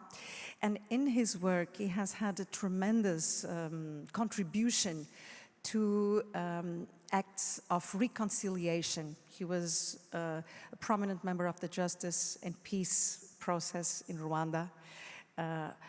All his work has been dedicated to the reconciliation and also within the scope of the terrible events in Rwanda in the 1990s, the work of the Church and the work of Cardinal Kambanda in re-educating a new generation for peace is tremendously inspirational. Thank you. Merci, Monseigneur, pour avoir accepté cette invitation. Merci. Thank you very much. Good afternoon, everybody. Habari zenyu nyote. Eminences, Excellencies, ladies and gentlemen, I would like to thank His Eminence José Tolentino de Mendonça, Prefect of the Dicastero for Culture and Education, and his collaborators for giving us this opportunity to the actors of African Compact on Education during this important ecclesial and educational event. As you saw in the figures, 43% of Catholic schools are in Africa. So it is a great concern for us, and we are happy when we got the Global Compact of Education by Pope Francis. My presentation will unfold in 3 parts: the spirit of African Compact on Education, the Universal Magisterium and the African Compact on Education, the Institute for African Compact on Education. The spirit of African Compact on Education. The African Compact on Education is the result of a collective and ecclesial effort carried out by pastors, cardinals, bishops, and major superiors, the scientific community, men and women in the field from both global north and global south. The meetings that initiated, developed, and nurtured this process took place in Rwanda, continued in Cameroon, the Democratic Republic of Congo, and Ivory Coast. And the next continental gathering will take place in Nairobi, in Kenya. 3 key dates mark the life of the African Compact on Education. It was presented to the people of God in Kinshasa on the 6th of November, 2022. It was received by Pope Francis on the 1st of June, 2023, and the Institute for African Compact on Education was launched in Kigali on 9th December 2024. 3 main points characterize the African Compact on Education. First, educating for the challenges of today and tomorrow. The promoters of the African Compact on Education have first and foremost recognized the reparative, reconciliatory, and innovative role of education in societies facing multiple challenges.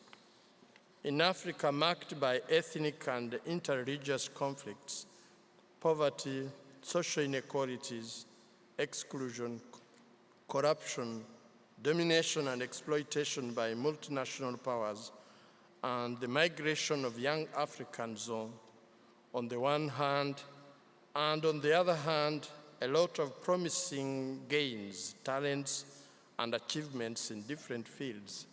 Education is the main domain capable of bringing hope to peoples injured by so many evils. While the continent still struggles to ensure schooling for all its children, and those who do attend school often study in difficult conditions, the African Compact on Education highlights another pressing issue: the deep weaknesses within African education systems, which have a significant impact on the quality of life in Africa. Among the weaknesses are education for girls, connection between school and social formation to positionality and maturity issues, education in spirituality and transcendency, the inclusion of vulnerable children, ecological education and digital education, imported curricula detached from African values and cultures, critical thinking. This is therefore a gap between the African school and African life. Aware of the important role of the Church in education in Africa, the promoters of the African Compact on Education seek to make Catholic education a driving force for the transformation of society and a model for other educational actors, the states, other religions, other Christian denominations, and even private educational institutions. Secondly, it requires a whole village to educate a child. This African proverb, taken up by Pope Francis, reflects the constellation of people engaged in the African Compact on Education: pastors, academic researchers, and grassroots practitioners work together around this common vision. The African Compact on Education builds bridges between North and South. Since education, as we understand it, is structured through dialogue between the past, the present, and future, and through openness to different cultures. In this way, the African Compact on Education introduces a new educational dynamic based on a renewed paradigm of cooperation: North-South collaboration on one hand, and South-North collaboration on the other. Although deeply rooted in African cultures, the African Compact on Education promotes an education that transcends national, linguistic, and cultural borders. Thirdly, a new alliance of educators for transformative education. The Church, families, governments, Catholic universities, and Catholic schools are called to a paradigm shift, forming a strong alliance capable of implementing the principles of the African Compact on Education. Transformative education can only be realized through structures and institutions that establish or strengthen such an alliance. Its aim is to respond to the anxieties and challenges faced by today's Africans in the spirit of the Second Vatican Council, Gaudium et Spes. Thus, the Church is called to promote a synodal spirit, greater engagement with the real-life situations, and the inclusion of women in both formation and pastoral practice. The Church must strengthen its educational structures and make them more professional. Governments and the Church should ensure that families are equipped to fully assume their educational responsibilities. States must invest more in the education of the young and collaborate with the educational actors, including the Church, to promote transformative education. I will now talk about the Magisterium, and African Compact on Education. On the 1st of June 2023, Pope Francis joyfully received the African Compact on Education. On that occasion, he remarked, I quote, "The African Compact on Education should contribute not only to recovering and strengthening this community and horizontal dimension of relations, but also to highlighting the other vertical dimension, relationship with God." End of the quote. The African Compact on Education is therefore an instrument that strengthens the characteristic of African solidarity, often tested if not abused by ethnic and religious divisions. It also seeks to promote a historical path distinct from that of the West in terms of relationship with God. On a continent that Pope Benedict described as the spiritual lung of humanity, Catholic schools teach the relationship with God. The African Compact on Education promotes a Catholic education that harmoniously integrates the spiritual and the communitarian dimensions.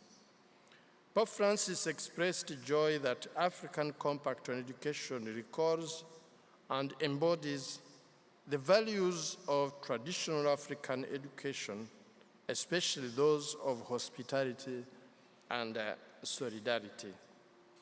According to Pope Francis, the education promoted by African Compact on Education is a living sign of the inculturation that Africa needs. He affirmed that in terms of values and vision. I quote, "This pact is a novelty that is developing from two great roots, traditional culture and Christian faith.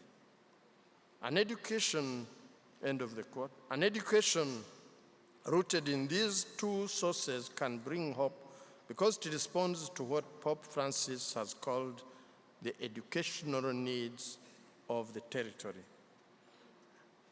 In his message to participants of the first African Congress on Catholic Education held in Abidjan, Côte d'Ivoire in 2023, Pope Francis said, I quote, "Quality education is a sign of hope and a solid foundation for peaceful coexistence that Africa needs today."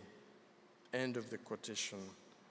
He cautioned Catholic educators against elitism, which leads to the creation of selective educational systems, and invited them to draw inspiration from the African Compact on Education to renew Catholic education, making it more inclusive.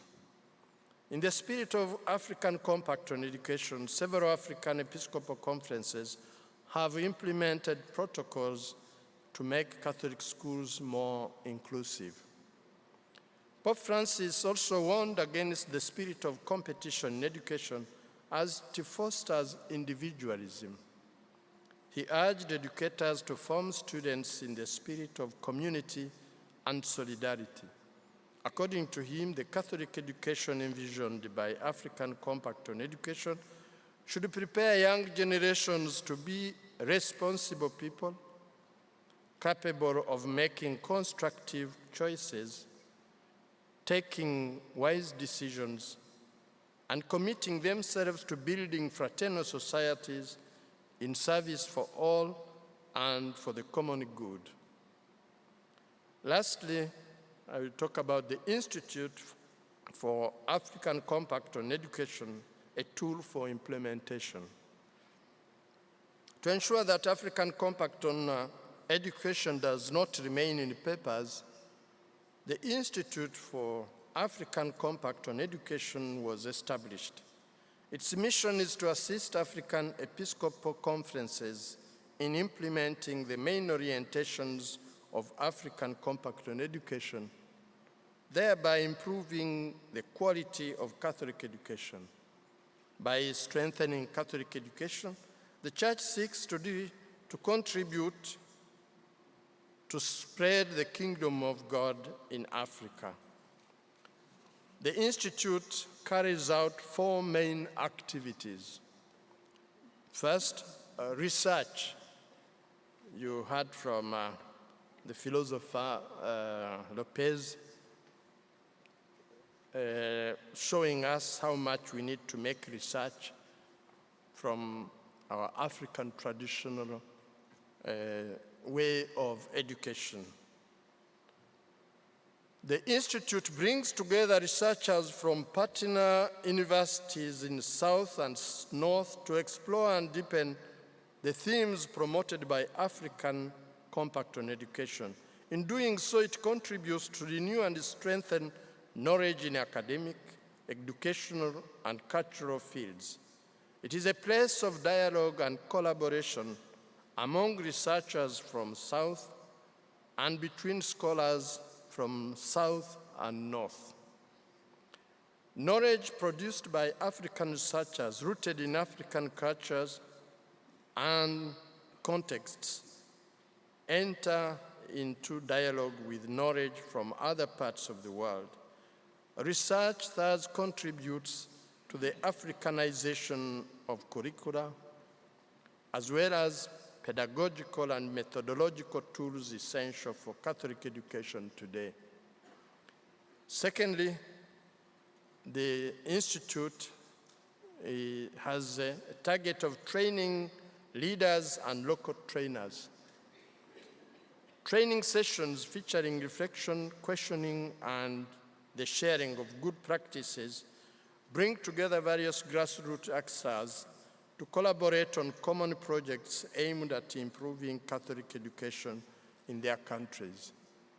These training initiatives are authentic spaces of cooperation that strengthen the capacities of individuals and institutions involved in Catholic education. Third goal is local multiplication and ownership of skills. Once trained, leaders and local trainers return to their countries to train their collaborators and other local actors in Catholic education. This process of local multiplication and ownership of skills within Episcopal conferences and dioceses serves to build capacity among people engaged in Catholic education in the field. Fourth and last goal of the Institute, field support and technical assistance. Experts from the Institute for African Compact on Education respond to requests for technical assistance from local teams at the level of Episcopal conferences and dioceses to improve the quality of Catholic education in local contexts. This ensures that the Institute's work remains efficient in the real challenges and concrete needs of the field. In conclusion, the Institute for African Compact on Education supports the implementation of the main orientations of African Compact on Education within African Episcopal conferences with the goal of making Catholic education a driving force for transformation in the face of Africa's challenges: poverty, ethnic and religious conflicts, corruption, social inequalities, the exploitation of the environment, migration of young people, and to foster talents and achievements of adolescents and children. Through its activities, the Institute strengthens the culture of communion and cooperation among local churches, universities, and national educational systems. It contributes to improving the quality of education on the world's youngest continent. This work is carried out through various initiatives, including African congresses on Catholic education. The next one will be held in Nairobi from the 4th to 7th December next month. You are invited, the Dicastero of Education. We will be very happy to receive His Eminence, all the delegates. And we also have training workshops organized in collaboration with the Catholic universities, institutions, men and women of goodwill from South and North. The Institute for African Compact on Education fosters the creation of knowledge rooted in African cultures and realities. It thus reinforces Africa's place and role in the global conversation of knowledge, while embodying the dialogue between faith and reason, church and society. However, in fulfilling its mission, the Institute faces two main challenges. First, a lack of financial resources. Secondly, I should say, limited interest of the scientific community and international institutions in African education, culture, and knowledge. The Institute, whose main goal is to promote peaceful coexistence in Africa, must also engage with global issues related to digital culture and its consequences for Africa, particularly in the field of education. I'm glad we discussed a lot and heard a lot from the speakers on artificial intelligence. It's a challenge also for us. We don't know how we will enter in Africa.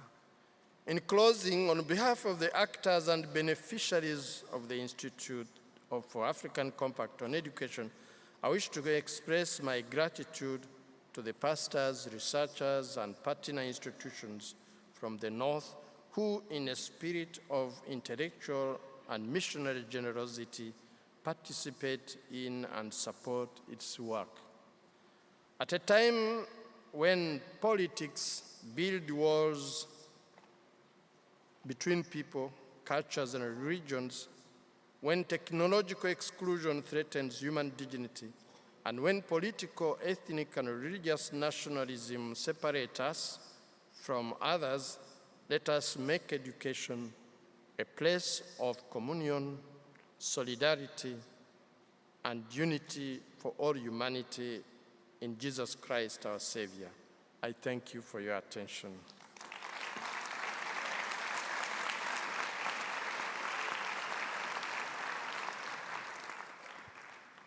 Thank you very much, Your Eminence, for showing us the breakthroughs of the African Compact on Education and for presenting schooling as a reconciliatory vocation, healing both historical wounds and aligning with African spirituality values.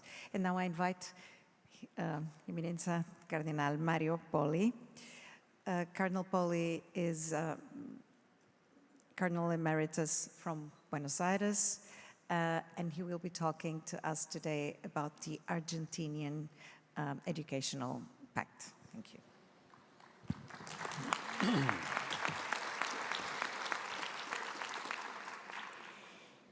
Las primeras palabras de gratitud a mi hermano cardenal, el prefecto, y a todos los miembros del Dicastero que nos permiten compartir con ustedes una lectura y una aplicación del Pacto Educativo Global, que de eso se trata el Pacto Educativo Argentino.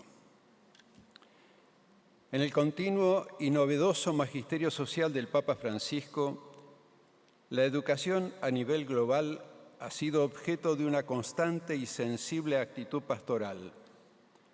Ante las consecuencias de una creciente marginalidad, afectando a millones de nuevas generaciones de niños, niñas, adolescentes y jóvenes, privadas del proceso de aprendizaje en amplias zonas del mundo. Precisamente, el lanzamiento del Pacto Educativo Global en septiembre del 2019 es el fruto maduro de su ideario por un mundo más justo, solidario, con igualdad de posibilidades, priorizando el derecho de la educación para todos. El Papa no se quedó solo en un incisivo diagnóstico de la emergencia en la educación mundial. Con el lanzamiento llegó una convocatoria desafiante.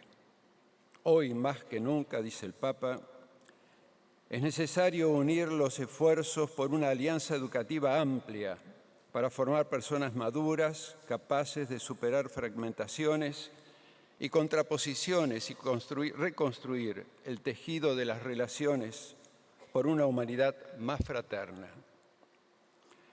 La educación pública en la Argentina, que conoció tiempos memorables, hoy no es una excepción en el panorama latinoamericano. A los lacerantes índices de pobreza material, la falta de alimentación, vivienda, salud, desocupación laboral, se ha sumado la pobreza de aprendizaje, una degradación en el sistema educativo que lleva décadas, acentuada durante la pandemia que agudizó la emergencia en los sectores más vulnerables. El llamado del Papa produjo un eco saludable en los miembros de la Conferencia Episcopal Argentina, que en varias oportunidades denunciaron el deterioro de la escuela y su misión en la sociedad, lo que derivó en un renovado compromiso por las nuevas generaciones. Esa moción pastoral la realizó a través de la Comisión de Educación, creada desde su origen para fomentar la enseñanza católica. Ahora, ampliando la mirada sobre el horizonte de la educación pública en la Argentina, regulada por la Ley de Educación Nacional de diciembre del 2006, que admite 3 modelos de gestión educativa: estatal, privada y social. En el seno de la Comisión de Educación surgió una idea a la que coincidimos en llamar Pacto Educativo Argentino.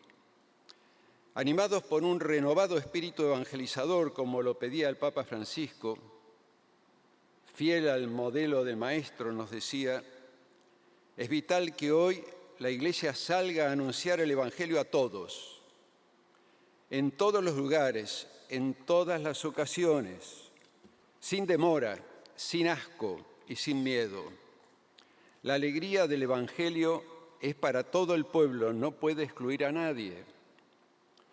Eso implicó trazar puentes con el sistema educativo en la sociedad civil, donde nos encontramos con personas de buena voluntad, con las que compartimos el común deseo de recuperar la escuela como el mejor espacio institucional, al servicio de una educación más abierta e incluyente, de imperiosa necesidad para el presente y futuro de una ingente población estudiantil.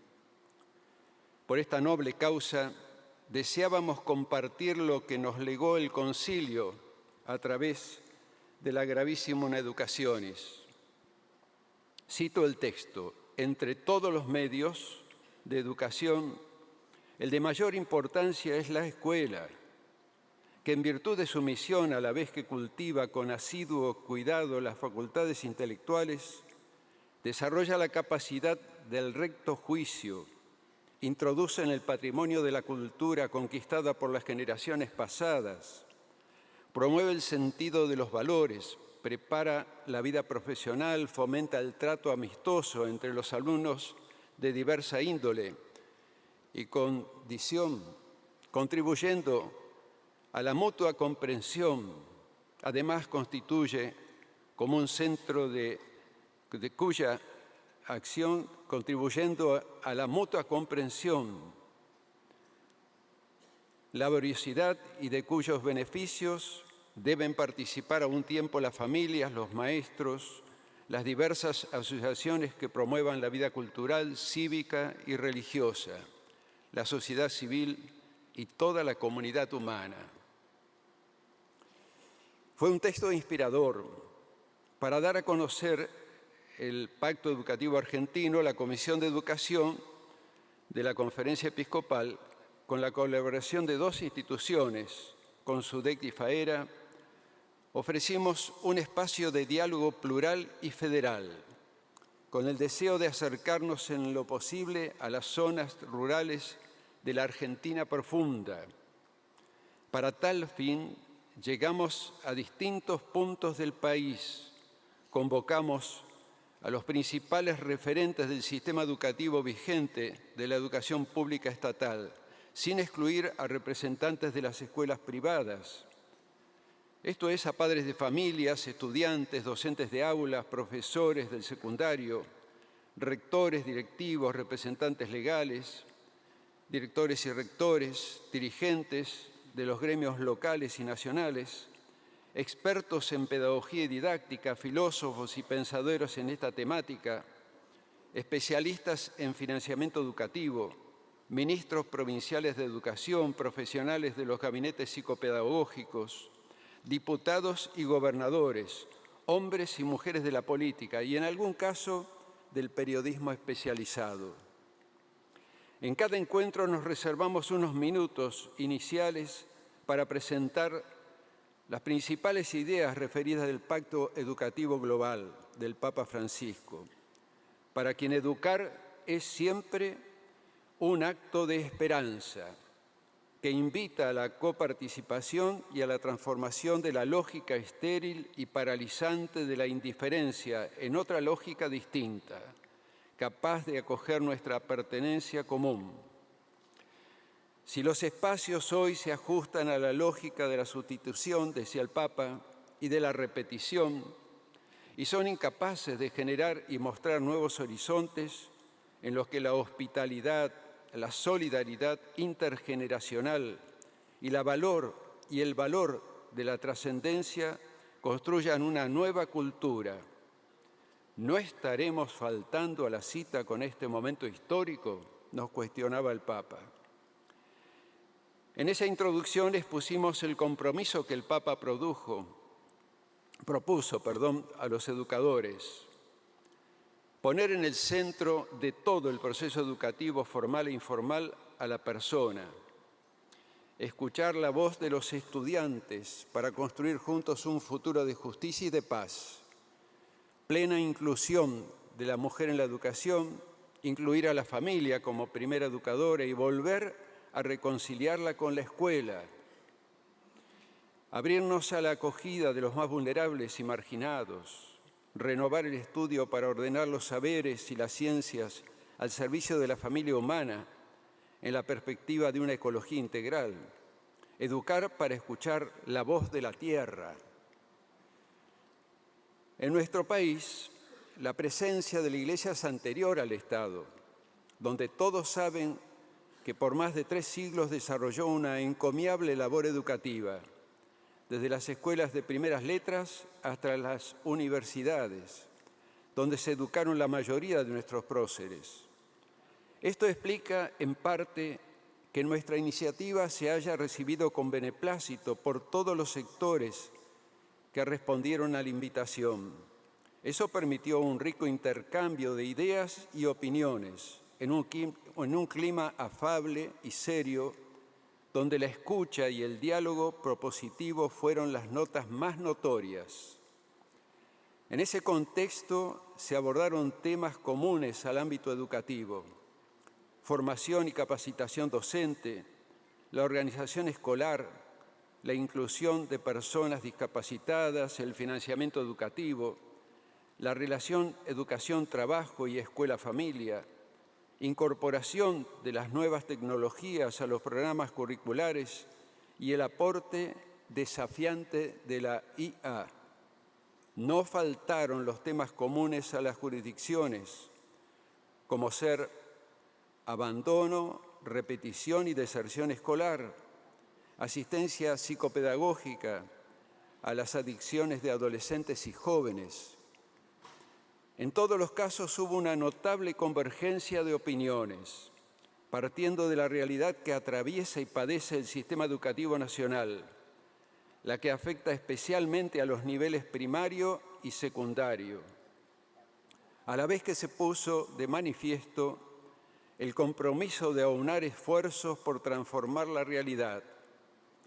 En ese sentido, un nuevo aire de esperanza lo percibimos en los docentes jóvenes, a quienes tuvimos la oportunidad de escuchar en jornadas masivas de 500 y 350 personas, en 2 provincias, del sur y del norte del país, muy distantes.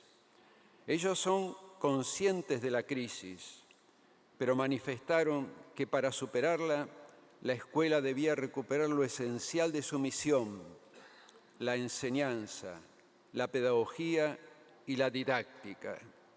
Aunque el contexto de pobreza de su medio, decían, los obligue también a hacerse cargo de la alimentación y protección de los estudiantes.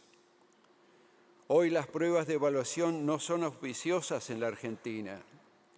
Una vez más, señalan un agravamiento de la emergencia educativa. De 100 alumnos que empezaron primer grado en Argentina en el 2013, solo 63 llegaron al último año de la secundaria en el tiempo esperado, es decir, el año pasado, el 2024. Pero si se observa cuántos de esos jóvenes alcanzaron los saberes adecuados en 2 materias fundamentales, lengua y matemática, la cifra se vuelve más crítica. Apenas 10 de cada 100 estudiantes terminaron la escuela en tiempo y forma. La Comisión Episcopal de Educación continuará acompañando este desafío educativo. Para terminar, si nos preguntamos, ¿vale la pena comprometerse a promover una alianza educativa con la institución civil? Cuando pertenece a la responsabilidad del Estado legislarla, sostenerla y cuidarla en el tiempo, nosotros decimos que sí, vale la pena. Advertimos que hay razones para decir que no podemos ser indiferentes ante un desafío que nos ocupa a todos en el país que vivimos. Para eso viene en nuestra ayuda la sentencia de San Pablo. Cristo murió por todos.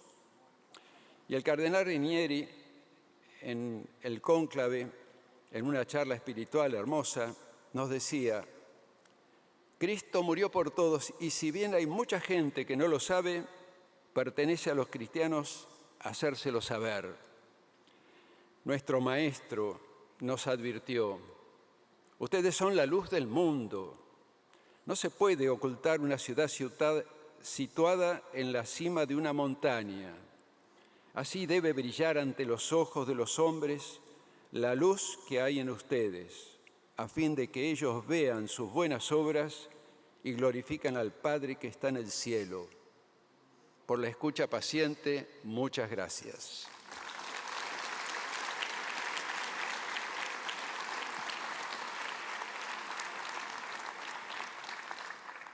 Muchas gracias, Su Eminencia, por nos presentar el Pacto Educativo argentino y demostrar que los retos y también las estrategias se alargan no solamente a la educación católica, sino también a la educación no católica. Muchas gracias. And I invite to the stage His Excellency, Monsignor Elias Gonçalves. I said it in Portuguese, not Elias, but Elias Gonçalves, the Archbishop of Nagpur in India.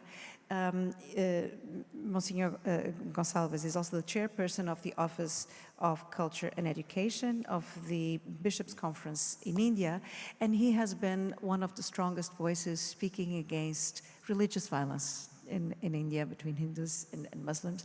Thank you very much, and the floor is yours.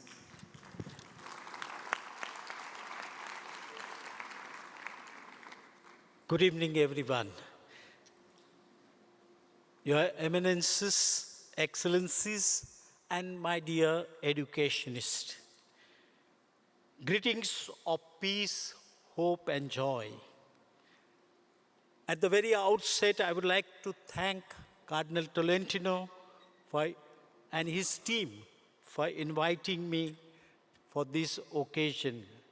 It is my great privilege and joy to be here this evening to reflect with you on the vital theme, reviving the pact with hope, the educational and cultural commitment of Catholic schools and universities.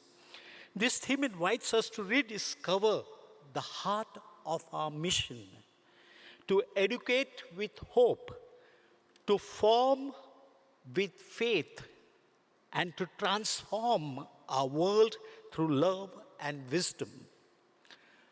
My dear friends, I come from India, where our population is 1.4 billion, and Asia altogether 4.9 billion. The 60% of global population lives in Asia. And in midst of this, when we think today, I would like to draw your attention to 7 points for reviving the pact with hope for the future. The first is very well said today by many speakers. Education is an act of hope that looks to the future. Pope Francis's words in the Global Compact on Education capture the essence of Catholic education in India in a world marked by inequality, ecological crisis, and moral confusion. Catholic education rekindles humanity's confidence that every child can flourish in truth, love, and justice. We in India have over 16,000 schools, 650 colleges, and 6 universities. The Church in India educates more than 8.7 million students across all strata every year. The CBCI, Catholic Bishop Conference of India, which consists of 3 rites, Latin, Syro-Malabar, and Syro-Malankara, we all stand together in this ministry of Catholic education, which is a covenant between faith and reason, tradition and innovation, forming individuals of conscience, compassion, and creativity. It remains a vital force in shaping India's moral and intellectual landscape. Our present world often suffers from disillusionment of war, violence, environmental degradation, and moral confusion. In such a context, hope becomes both a virtue and a duty. Catholic education must be a beacon of hope, where faith enlightens reason and truth, beauty and goodness inspires every learning experience. The second revival for the pact is Catholic education, a legacy and a mission. The Church in India has been in forefront. We are the second largest non-governmental organizations who runs the institutions for education. Catholic education integrates gospel values with nation building. Rooted in Gravissimum, education is seen as the integral formation of person, nurturing intellect, virtue, and service. In pluralistic society like ours, where there are different religions, different regions, different languages, and different castes, Catholic schools are bridges of fraternity and service. In this context, we promote dialogue, justice, and peace, and also the constitutional values of our nation. As Ex Corde Ecclesiae reminds us, Catholic institutions harmonize faith and reason to build communities and create the faith-based communities linked with the bridges of interreligious dialogue.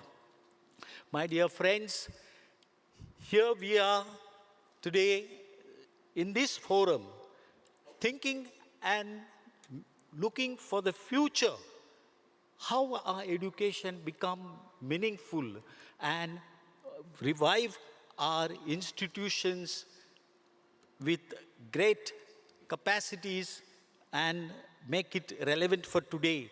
The third reviving pact is Education 5.0, hope for the digital generation. Catholic schools cultivate technology and AI-resilient learners who use technology creatively and responsibly to bridge the digital divide. Many institutions like Don Bosco's network, Shillong, and Holy Cross Schools, Agartala, and so many other institutions like Catholic universities, St. Joseph University and Christ University, Bangalore, they conduct digital literacy workshops addressing misinformation, cyberbullying, and social media addictions. CBCI Digital Literacy for Life initiatives foster discernment and responsible engagement with technology. The fourth pact that which will revive our hope is building the educational village in Asia. Pope Francis's call to build an educational village resonates strongly in Asia's diverse context. It's the village context that which builds the community that which supports education system in a kind of a family atmosphere. We continue in this context to promote dialogue across India.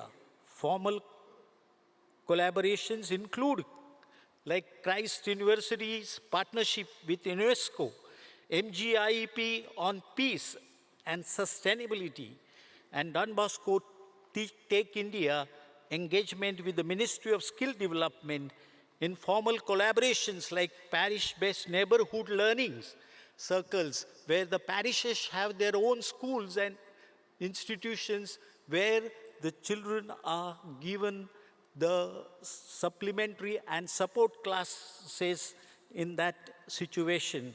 Together, they embody Veritatis Gaudium's vision of universities as laboratories of dialogue and hope. My dear friends, the fifth pact of revival is the seventh pathway for renewal based on the Global Compact on Education, which I'm not going to go in detail due to time constraint, but I must place before you, as our Constitution focuses on human dignity, so also the church documents which teach us to focus on the human dignity as the social teaching of the church, the first principle of the social teaching of this church. And therefore, many bigger colleges, St. Xavier College, Mumbai, Christ University, Bangalore, and the schools which are run by the parishes, religious men and women, are immersed into the human dignity and respecting human person, working for gospel values with constitutional ideals. Dear friends, we are in the age of synod. And therefore, many of our schools are experimenting to become communities of expression of the synodal church with communion, participation, and mission. Communion, where teachers and students walk together in the respect of and listening. Participation, where each voice contributes to the common good. Mission, where learning leads to service and transformation of the society. Dear friends, we move from the second pathway is listening to the youth. Lots of activities and programs are run by the religious congregations, men and women. Also, the organization like ICUF, CBCI Youth Movement are involved in the listening process and addressing the challenges that the youth are facing today. The third pathway is women and girls. Education remains the most powerful means to uplift and transform Catholic education, which are also governed, of these many institutions are governed by religious women, and they truly put their heart and soul to bring up the child education in forefront. Education policy of the Catholic Church of India has this as a focus to bring up the child education in forefront. Catholic schools and universities ensure equal access and leadership opportunities for girls through scholarships, mentorship programs, and women's studies centers. As Pope Francis reminds us, a society that excludes women from decision-making is impoverished, and therefore our efforts remain always in forefront to bring the child in the focus of our thrust area of our plans. The fourth pathway is strengthening families after the Amoris Laetitia, which invited the whole church to pay our attention to the domestic church, that is family. The CBCI Office for Education encourages the creation of family academies where parents are trained in communication, values formation, and emotional well-being. The fifth pathway is welcoming the marginalized. My dear friends, this is a kind of a forte of the church in India, that the church in India reaches to the scheduled tribes and scheduled caste who are the poorest class of the society. And the church, especially the religious men and women, and also the parishes, are involved in the village-based schools where the children are taken care, especially the most backward tribes in India. The sixth pathway is re-imaging economy and politics. Unless and until the education is focused, there will be no progress in economy and politics. The seventh pathway, safeguarding our common home. Inspired by Laudato Si, many of our organizations have started the Laudato Si clubs.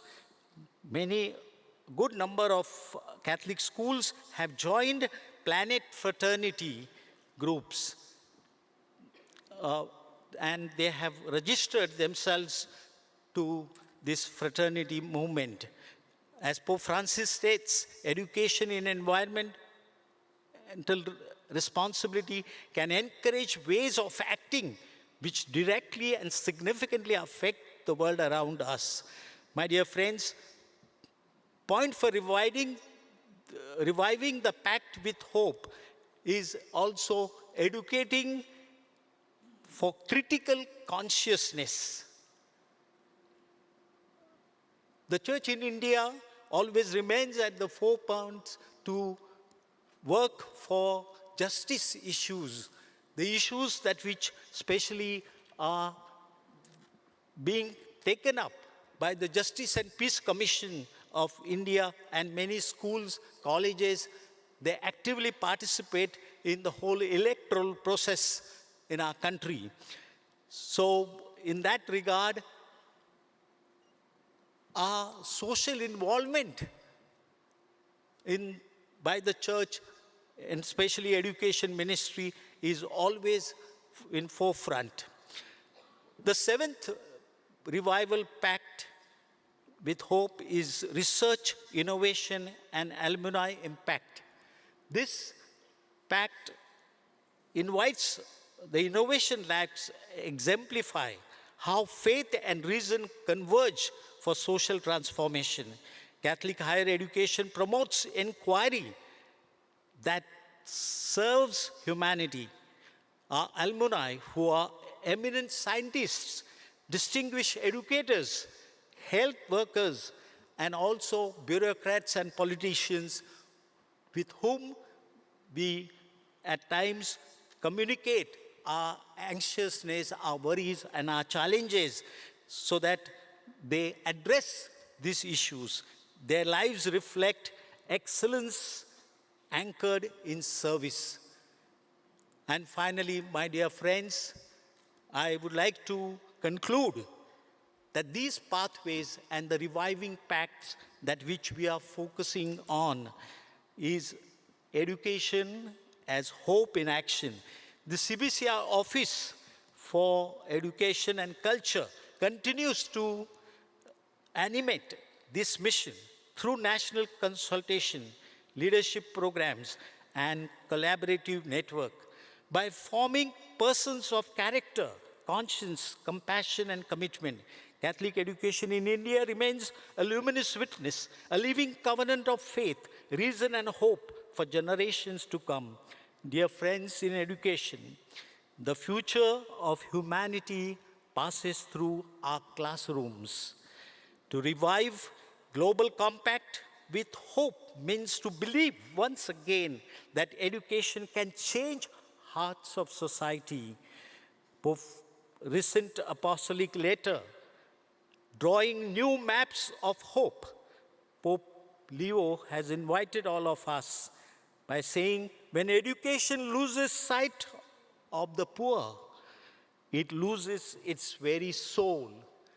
Dear friends, the Church in India is always conscious about this fact that we need to be focused on our thrust area for the poor. May our Catholic schools and universities become gardens of hope, where faith gives meaning to learning, where cultures is transformed by love, and where the gospel of Christ inspires every pursuit of truth. May Mary, our mother, accompany us as she did with her son on this planet.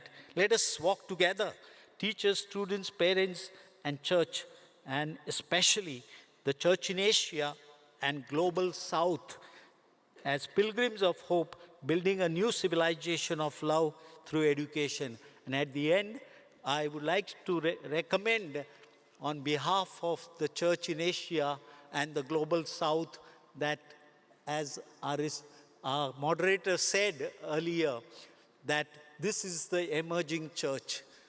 When will the church awake to reach out to these mission lands where we need a helping hand? Thank you very much, and God bless you.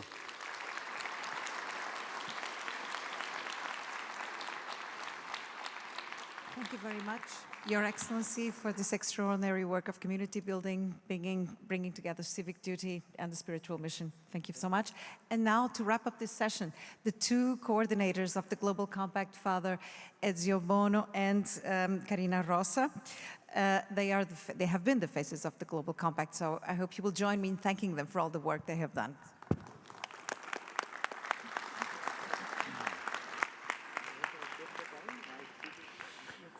Il Global Compact on Education è il grande progetto educativo lanciato da Papa Francesco nel 2020, con il quale invita a cambiare il mondo cambiando l'educazione. Un invito rivolto a tutti coloro che nel mondo operano nel campo dell'educazione e della cultura, e dunque educatori, genitori, insegnanti, ricercatori, sportivi, artisti, leader, uomini e donne dello spettacolo, chiamati a stringere un'alleanza, un patto per educare le giovani generazioni alla fratellanza universale. Sì, perché l'educazione è sempre un atto collettivo. Non è mai un atto solitario, è un atto d'amore. Non si cambia il mondo da soli, ma insieme. L'educazione è un atto di speranza, un gesto di fiducia nel futuro. In 5 anni il Patto educativo globale ha trovato un'ampia accoglienza in ogni parte del mondo, generando numerose iniziative nelle scuole, nelle università, nella ricerca e nella formazione e promuovendo il rinnovamento di itinerari educativi e piani di studio. Le regioni più giovani del pianeta, America Latina, Africa, Asia, e quindi più aperte alle novità e alle proposte innovative, hanno risposto in modo particolarmente vivace. Per esempio in America Latina sono nati, come abbiamo già sentito, patti educativi nazionali e regionali. È la regione nella quale si verifica la più ampia diffusione e attuazione. Questo dovuto all'esperienza nel lavoro di rete ed anche perché i valori della fraternità, l'inclusione e l'ecologia integrale risuonano profondamente nella cultura e il contesto educativo pastorale del continente. In Africa, come abbiamo sentito, diverse nazioni hanno inculturato il patto educativo globale nei propri contesti, creando il patto educativo africano. Da ricordare che Papa Francesco ha lanciato il patto educativo globale partendo proprio da un proverbio della millenaria tradizione educativa africana, e cioè per educare un bambino cosa ci vuole? Un villaggio intero.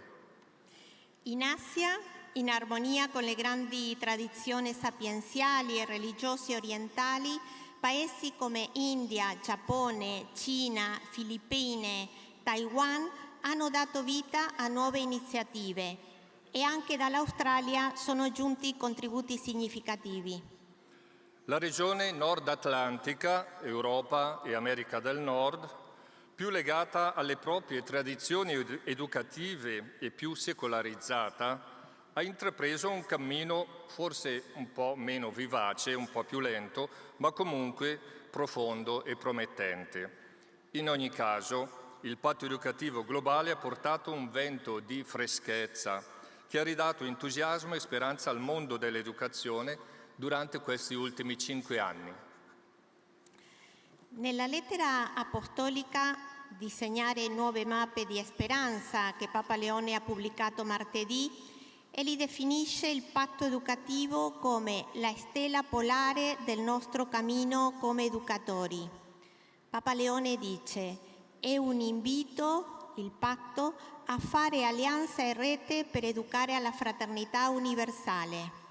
I suoi 7 percorsi restano la nostra base: porre al centro la persona, ascoltare bambini e giovani, promuovere la dignità e la piena partecipazione delle donne, riconoscere la famiglia come prima educatrice, aprirsi all'accoglienza e all'inclusione, rinnovare l'economia e la politica al servizio dell'uomo, custodire la casa comune. Queste stelle hanno ispirato scuole, università e comunità educanti nel mondo, generando processi concreti di umanizzazione. Papa Leone, in questo Giubileo del mondo educativo, apre una nuova stagione educativa.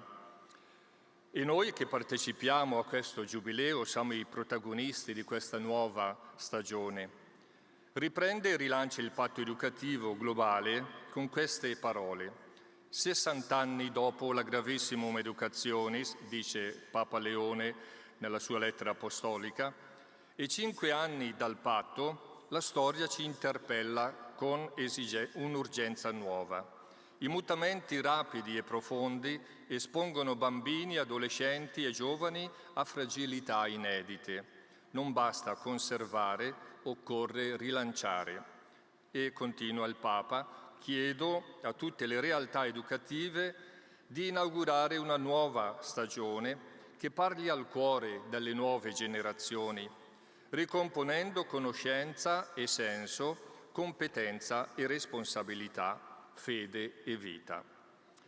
E questa mattina Papa Leone e i più di 6.000 studenti riuniti nella Sala Paolo VI ha lanciato 3 nuove priorità, 3 nuovi obiettivi da aggiungere ai 7 che già abbiamo nel patto educativo globale. Riguardo al primo obiettivo, Papa Leone quasi si è commosso dicendo che è rimasto sorpreso da una richiesta arrivata proprio dai giovani, dove attraverso il Patto Educativo globale, inchieste fatte a migliaia di giovani, noi tutti ci aspettavamo che loro scegliessero come priorità, come futuro dell'educazione, non so, l'intelligenza artificiale, più ingegneria, più tecnologia, e invece a sorpresa hanno chiesto più educazione alla vita interiore. Ecco dunque il nuovo obiettivo è coltivare la vita interiore. I giovani, dice Papa Leone, chiedono profondità, servono spazi di silenzio, discernimento, dialogo con la coscienza e con Dio. Il secondo obiettivo, riguarda il digitale umano. Papa Leone stamattina ai giovani diceva: voi siete maestri in questo campo, e ha detto loro: non lasciate che sia l'algoritmo a scrivere la vostra storia, siate voi i protagonisti della vostra storia. E dunque non fatevi usare dalla intelligenza artificiale, ma siate voi a usare l'intelligenza artificiale. Ecco dunque generare un digitale umano. Formare, dice Papa Leone, all'uso sapiente delle tecnologie e dell'intelligenza artificiale, mettendo la persona prima dell'algoritmo e armonizzando intelligenza tecnica, emotiva, sociale, spirituale, ecologica. E infine, il terzo nuovo obiettivo che lancia Papa Leone, costruire la pace. Ha detto stamattina ai giovani: disarmare il cuore, disarmare le parole, disarmare l'educazione, che l'educazione non sia un motivo per creare ulteriori divisioni nel mondo, dove ci sono, ha detto il Papa, scuole costosissime e altre invece che non hanno nessuna risorsa. Ecco allora educare alla costruzione della pace, costruire ponti e non muri. Quindi 3 stelle nuove nel cielo del patto: interiorità, umanità digitale e pace. 3 parole che suonano come una profezia per il futuro dell'educazione. In conclusione, Papa Leone, inaugurando questa nuova stagione educativa, ci invita ad aprire porte e inventare strade. E proprio come nel cielo, anche se le stelle sono le stesse, il cielo cambia volto a secondo di dove ci si trova. Chi vive nell'emisfero sud vede costellazioni diverse da chi vive nel nord, eppure il cielo è lo stesso. Così anche per il patto educativo globale, è uno, ma viene letto e vissuto da ogni popolo e cultura in modo unico. Ogni continente ha le sue porte da aprire, le sue strade da inventare, le sue stelle da accendere. Tante costellazioni, ma tutte mosse dall'unico amor che muove il Sole e le altre stelle. Oggi in questa sala non siamo semplicemente testimoni del nuovo patto educativo globale, siamo parte della sua costellazione. Non dimentichiamo, le stelle non brillano perché non conoscono la notte, ma perché l'hanno attraversata. E così anche noi, dopo ogni crisi, possiamo risplendere di una luce più pura. Usciamo da questo congresso mondiale e da questo giubileo del mondo educativo con rinnovata passione e con questa certezza: l'educazione non è solo una missione, è un atto d'amore cosmico. Educare è un modo per collaborare al sogno di Dio, perché, come diceva Dante, l'amore che muove il sole e le altre stelle continua a muovere anche noi, educatori di una nuova stagione educativa sotto un unico cielo, pieni di speranza.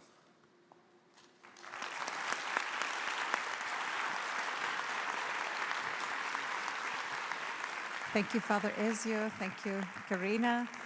We are looking forward to working on the Global Compact of Education 2.0. Please join me in thanking all our speakers for this tremendous work.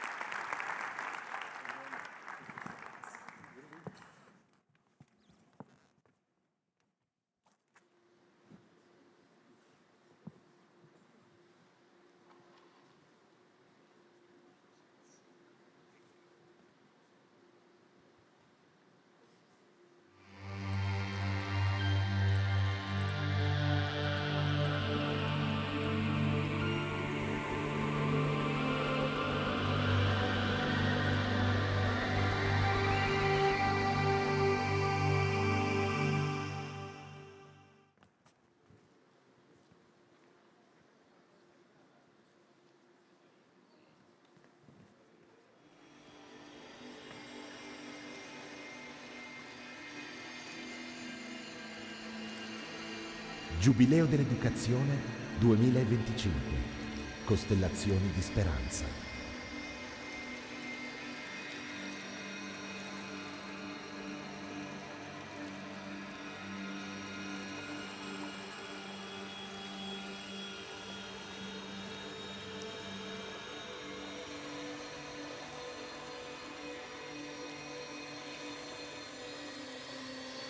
Rete internazionale per lo scambio accademico di conoscenza e docenti.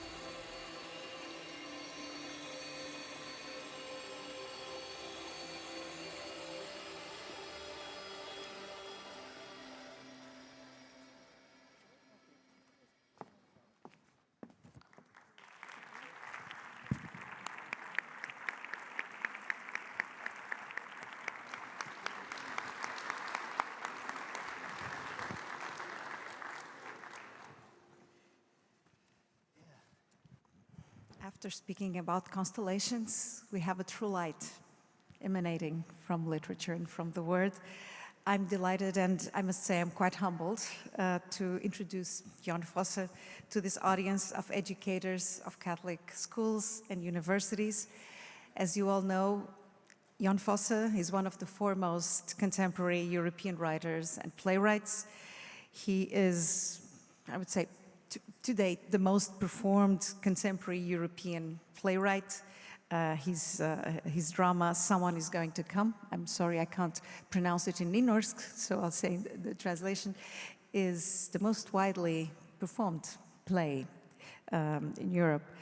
And he writes primarily in Ninorsk and has developed a literary language that some critics of his work identify as both meditative and ontologically attentive. His work spans multiple genres: plays, prose, poetry, essays, children's literature, consistently exploring silence, absence, and reaching out into the unsayable. I must say that one of the things that I found fascinating, because that's my field, he has studied comparative literature at the University of Bergen, cultivating an early interest in the intersection of language, temporality, and consciousness. And of course, being the writer that he is, and being literature scholars always wanting to compare things, he's situated very much in the tradition of Ibsen, but also of authors like Hofmannsthal, whom I love, and Beckett. Jon Fosse has been widely recognized with many awards and prizes.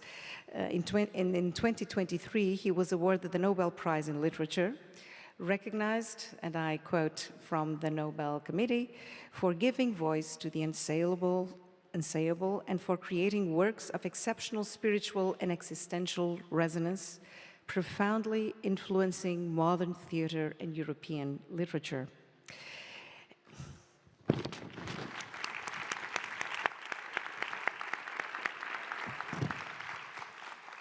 But before we start the conversation, there's also something else that I want to enhance, namely his engagement with spirituality that is central to his literary and theatrical project. In the 2010s, he formally converted to Catholicism, a decision that he has described as deeply linked to his experience of language, silence, and the sacred. His works often evoke Christian motives, liturgical rhythms, and contemplative attention. They enact what may be called a spiritual poetics. Across genres, his work exemplifies a literary philosophy that listens rather than asserts, valuing the intervals between words as a site of ethical, existential, and spiritual engagement. Thank you very much for being with us today and for starting this conversation.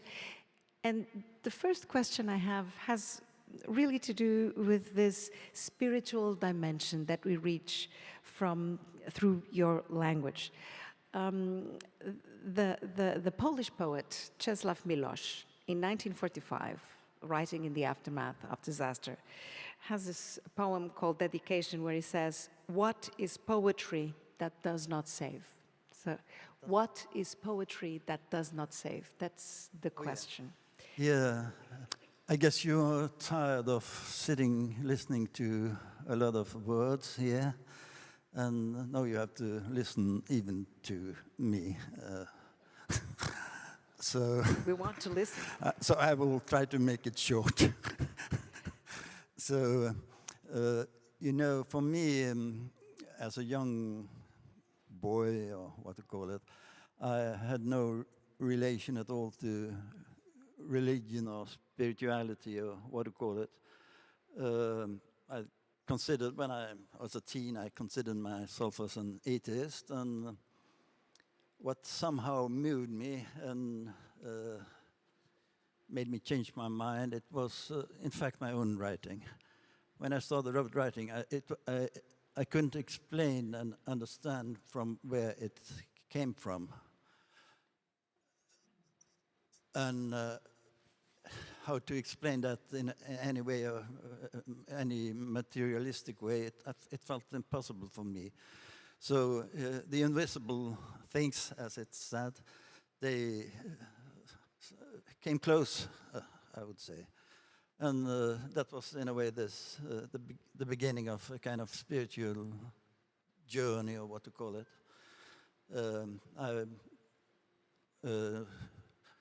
went together with the Quakers, Quakerism, for quite a while. And I ended up 10, 15 years ago in the Catholic Church. It's a long journey, and there are many elements to this journey. But here I am, and as a practicing Catholic, and I feel happy with that. So, yeah.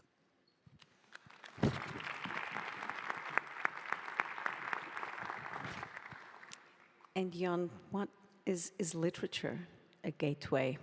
Is literature a gateway into conversion? Your cultivation of the word? Yeah, I think all literature and all art, worth the name, it has it's basically about a kind of spiritual dimension. I remember before I became a Catholic, I came to Rome and to the Sixtine Chapel.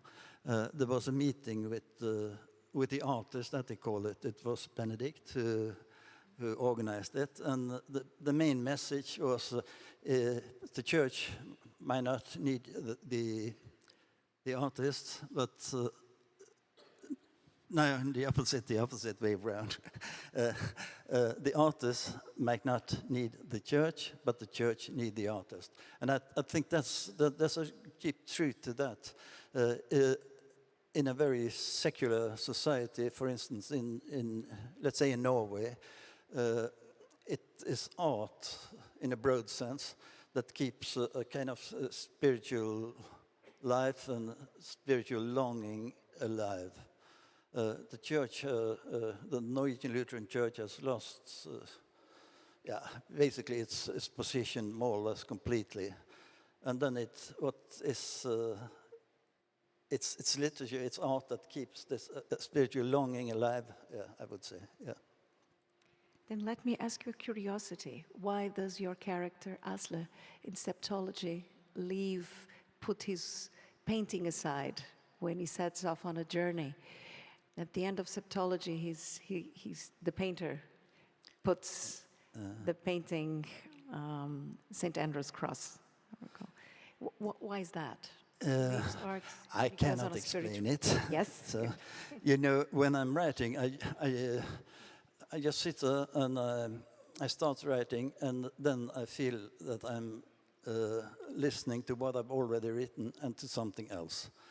At a certain point, I have this feeling that it's what I'm going to write. It's already there. I simply have to write it down before it disappears.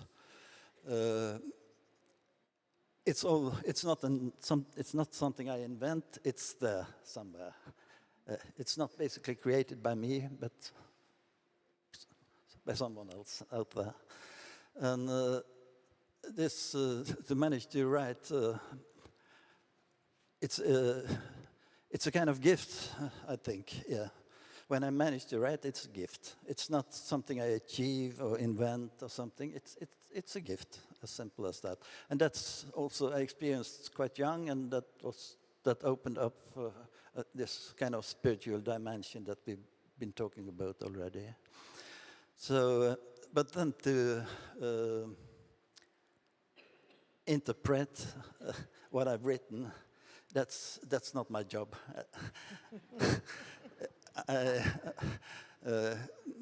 And I've experienced many times that other people that understand my writing well and write about it or research my writing, they understand it in that respect much better than I do myself. Yeah. So I think let's say a good play or a good novel, it has to be much wiser than the writer. Otherwise, it isn't worth it. If the writer is wiser than his work of art or his novel, then why then write it in a certain way? Yeah. And that has to, again, to do with this gift dimension, and the spiritual dimension. Your work, and this is also enhanced by the Nobel Committee, is you focus more on listening than on saying. It's the silences in your plays. Why is that? Listening. What is the role of listening? To write, it's not to express myself, it's to escape from myself, I would say.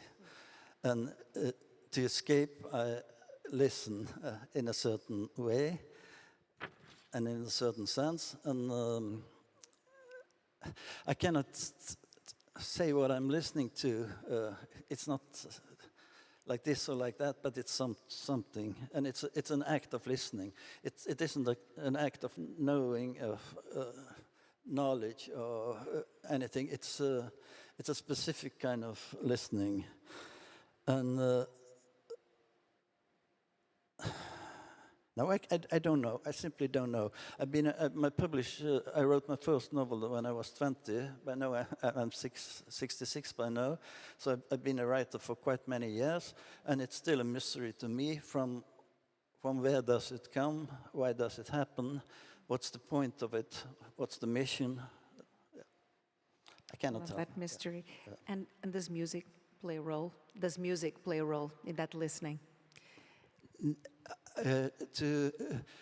I feel that when I'm writing, it's a kind of music or a kind of song. So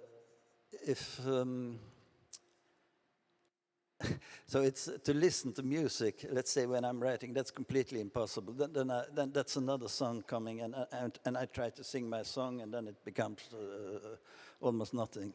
So, but my personal history was that when I was in my teens, I was very much into music. I played the guitar a lot. I listened to music all the time. It was almost like a psychosis, I could say. I was that much into music.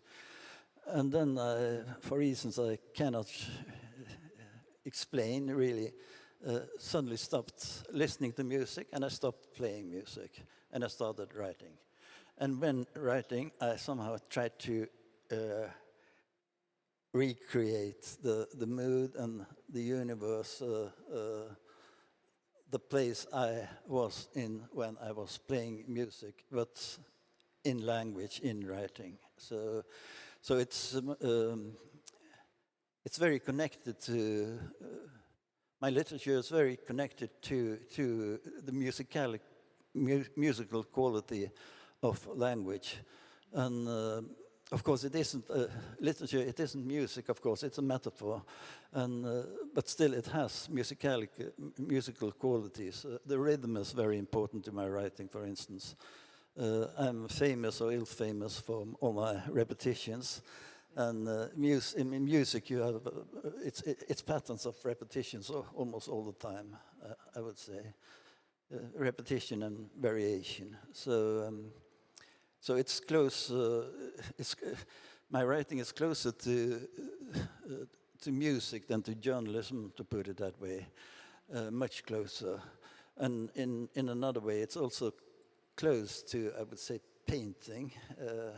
I work, if I change something on page 15, I have to change something on 52 and 65 or something like that. Everything is connected in a way, yeah. Like in a painting, I guess. Yeah. If you change something there, you have to change something there, yeah. In your Nobel lecture, you speak, and this is a conference on education, and constellations of hope in education. You speak as the foundational moment for your writing as a moment in school when you were asked to read out aloud. Yeah. And that this was a traumatic moment, but it was also the moment that led you to where you are. Can you share something with us about your experience of education, that moment, and also your experience of education? It was very strange. Suddenly, I was asked to read aloud in class, and I got a panic. I simply panicked. I got so afraid of reading aloud. So I just ran out of the classroom. And of course, it's still, I think it's one of the worst experiences in my life, this anxiety and this panic. And in a way, it was connected to language, of course, because it had to do with me reading aloud. And it did something fundamental, I think, with my relation to language. It wasn't no longer any completely natural thing, something you just use by habit, and it became I got a distance to it. It became something I could use because I had this distance to it. And I think that's how literature, good literature, is created in a way. You need to have quite a distance to the normal use of language. You have to use it in your own way to recreate language in a sense. Not from point zero, but still to a large degree, I would say. So that was an awful experience, but in my life it turned out to be a great experience. And somehow it was also formative for me to be a writer, I would say. So, and it's quite often like that, things that are really bad, I would say, they can turn out to be really good in a way. So, but at the same time, if you're talking about education and the like, nowadays, at least in Norway, they are very eager about what they call creative writing. They want the students to write poems and short story or whatever. I think that's completely wrong. Completely. You should left that side of life alone to each and every student. If school also had occupied that side of my life, then I don't know if I've ever had ended up as a writer, I think. Because writing is a continuous act of reading, as you said. It is, and it's if it's good writing, it's also vulnerable and touchy. And if you have to write like that and to present it for a class, etc., it's disturbing. I taught creative writing myself for 6 years, and I stopped, and I was very happy when I quit. And because I think it doesn't necessarily have to be destructive, but it can be. You're talking about writing and literature also as an act of vulnerability. It's an act of vulnerability because you put out your authentic self out there. We were, on one of the panels discussing earlier, vulnerability in education. and especially in our day and age, how that can be welded into the curriculum and how educators interact with their students. We live in a world of wounded people.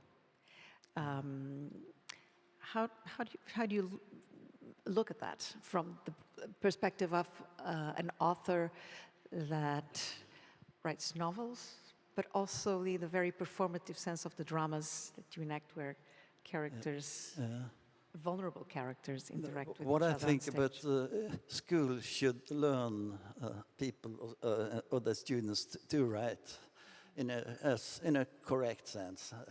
Learn the grammar, etc., etc., etc., and no more, no less. That's quite enough of a job.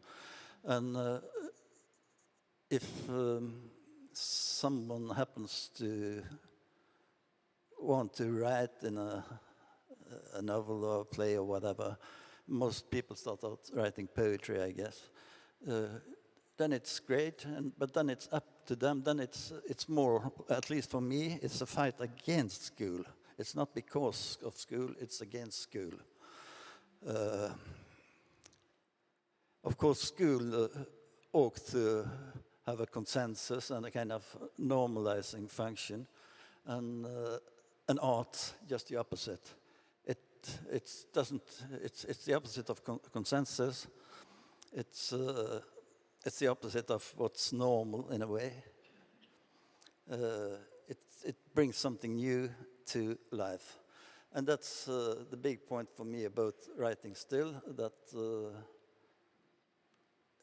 after I published some 80 works, I think, and what's fascinating still by writing, it's just the process of writing that I'm bringing something new to life that I didn't knew about before, and that didn't exist in this world before I wrote it. I don't figure it out or plan it or blah, blah. That isn't literature to me at all. That's thinking or something like that. Crime literature isn't literature, no.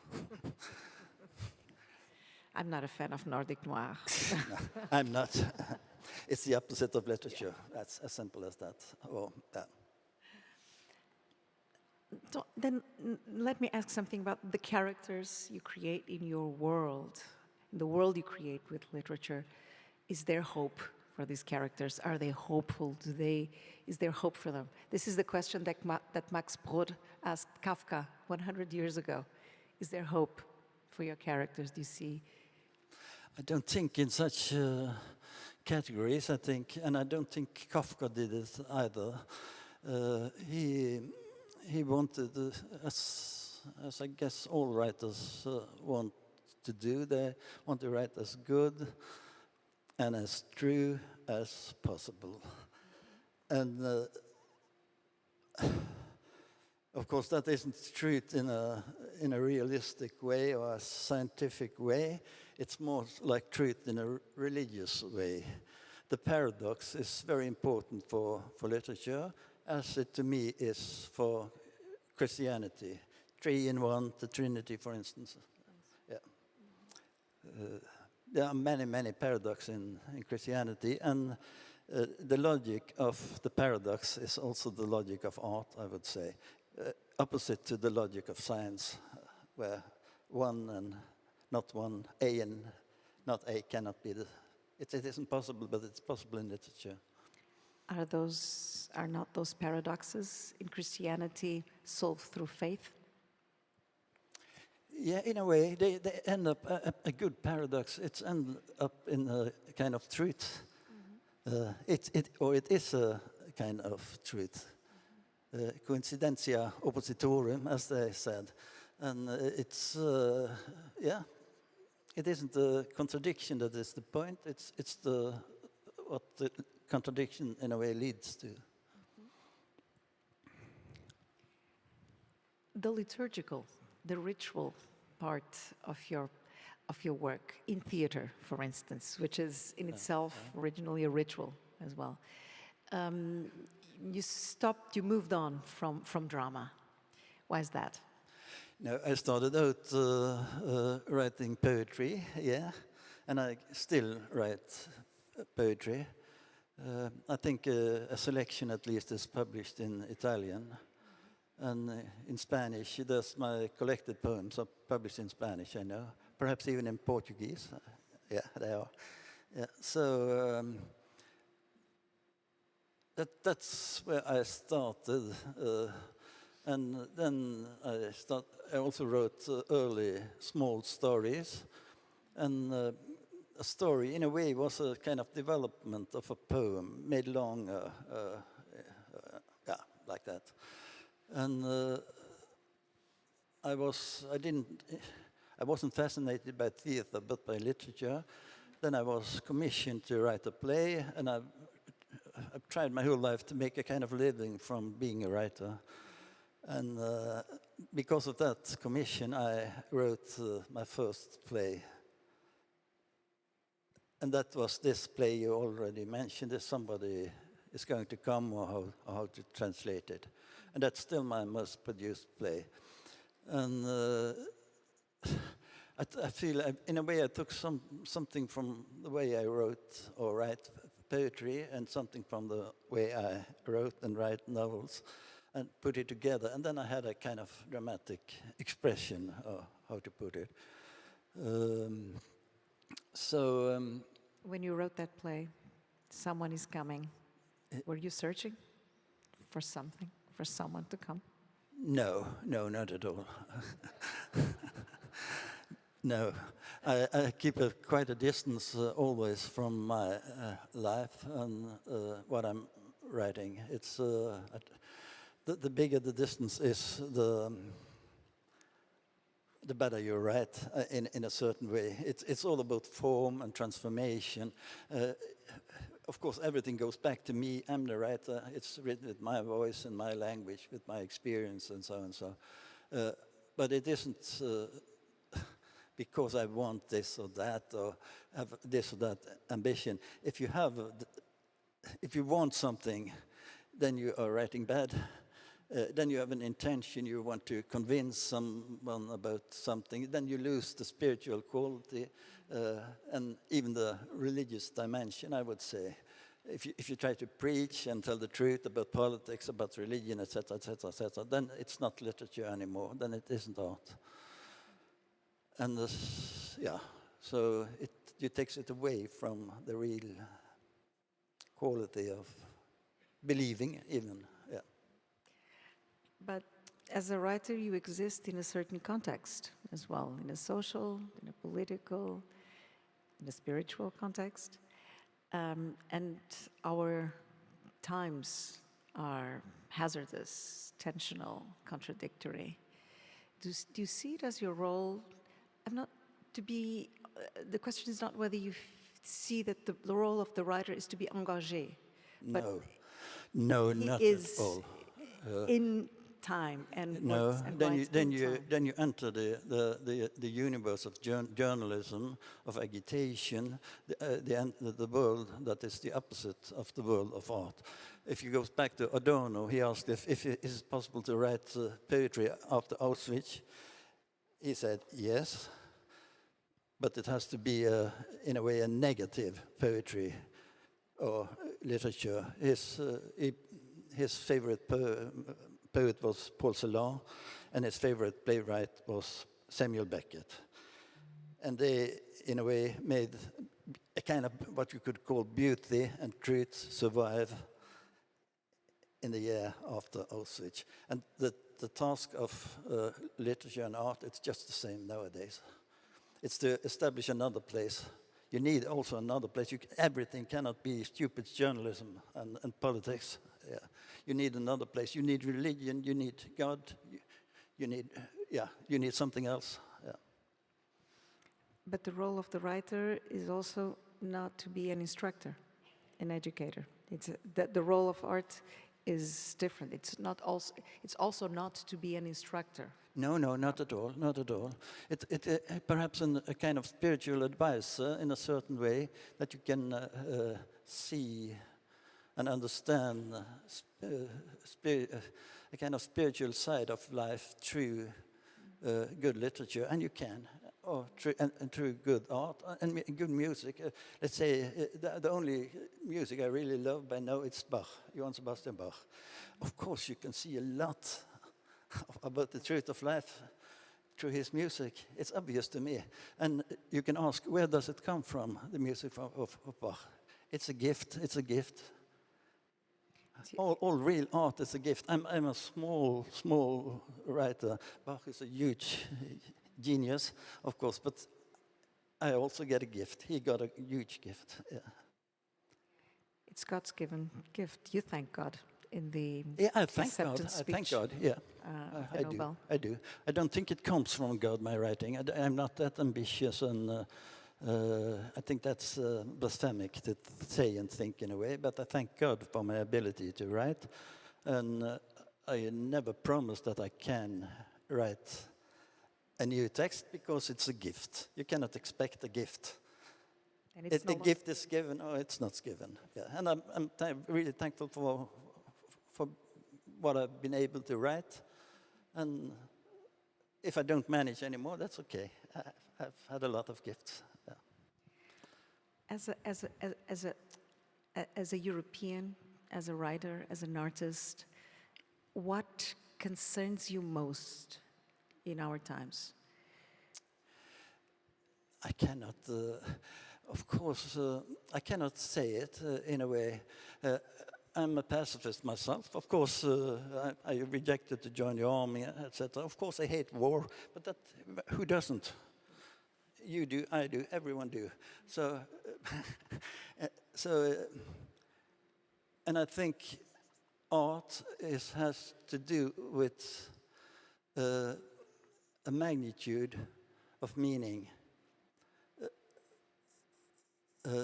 while war has to do with a very simplicity of meaning. You have this is truth or that is truth, and both can't be truth, then we have to kill one another.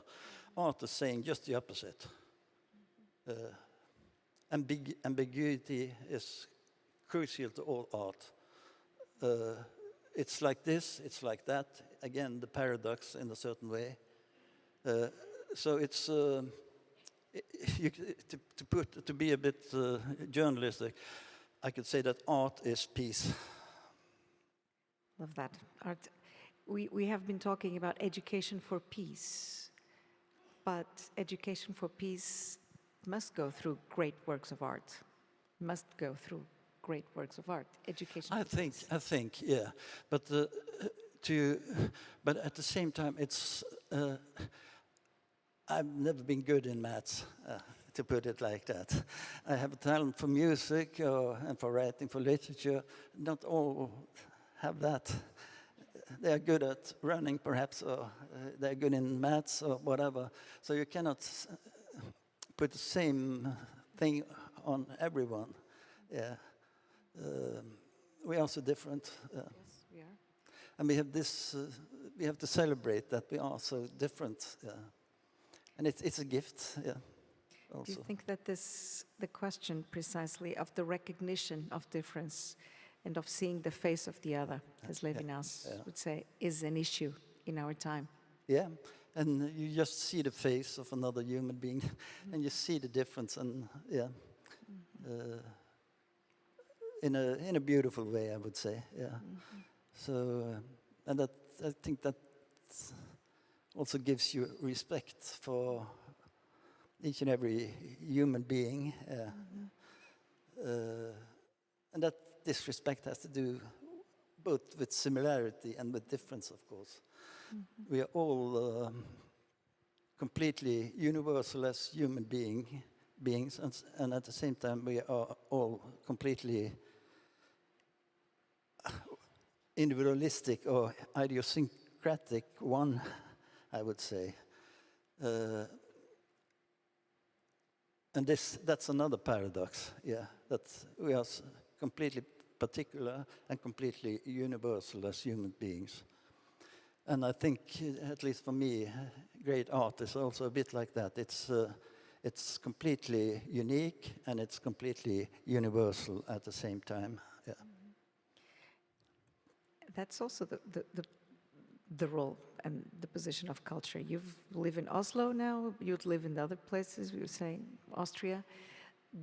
Do you see the difficulty of cultural dialogue, of no matter how close we are, the difficulty of recognition is also an issue of culture, of the way we understand our cultures and engage of course, with each other. if you compare it, recognition to war, then you see it, then you start hating. That's different from me. I hate it because it's different from me. Like that, that kind of logic. But that's the great thing about good art, at least. It's just a recognition and a celebration of difference also in a certain way. Because at least the writers I love and like, they have their own unique voice. But a general voice, or literature written with a general voice, or a journalistic voice or something, that isn't literature to me. So it doesn't have this, it just has a materialistic, commercial quality. If that's, no, it's not quality, it's quantity. Yeah. It's just, it has to do with the opposition between quality and quantity. This conversation is titled Visions of the Future. And Cardinal Tolentino Mendonça has written that the future is prepared in the present. As an artist, what is your hope for the future?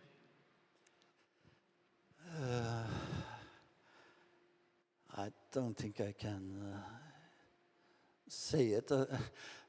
Of course, I hope that there will be peace. Peace is very important, as both in the world and in belief. Peace be with you. It's Peace be. Pax tecum. Yes. Yeah. But that preparation in the present goes through, and I want to go back to the point of education, how we educate our youth. And earlier we were talking about AI, and you said it's artificial intelligence, and you were saying it's not there yet. It can never be a substitute for great art, for literature, no, for this tremendous drive of creation that the artist has. Yeah, and it's in a way it's obvious because it's a robot. It cannot. It isn't a human being. It's a machine, and we have this again. This each and every human being, artist or not, whoever, we have this uniqueness and this universality, and it isn't technological in that way at all. It's human. Yeah. And on the other side, of course, artificial intelligence, it can be very helpful in many ways, and harmful perhaps in even more ways. Yeah.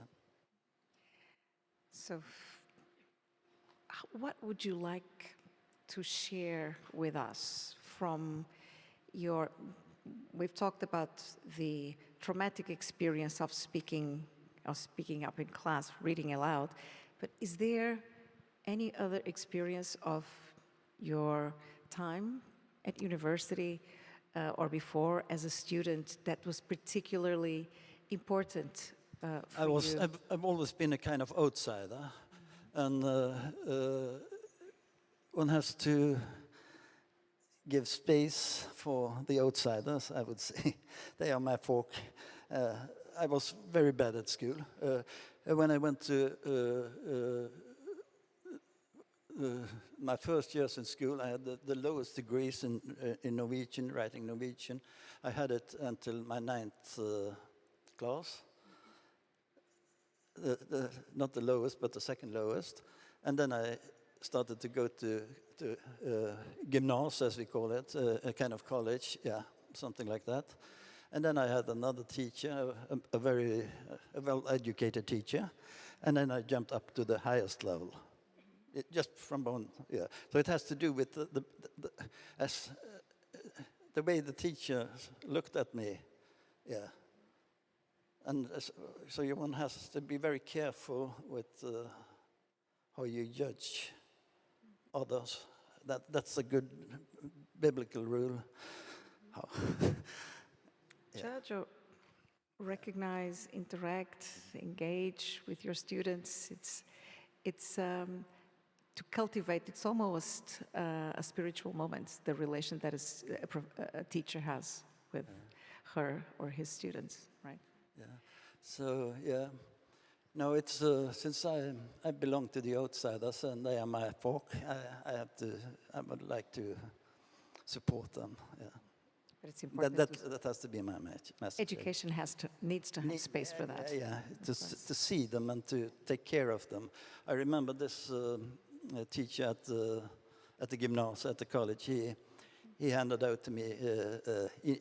He understood that I was interested in literature, and he handed out to me copies of quite advanced articles about this and that subject in literature, point of view, etc. That the other students weren't interested in all, but he could see that I was interested in it. How he could, I don't know, but yeah, he could see me in a way. You have to see the human being in a way, I think.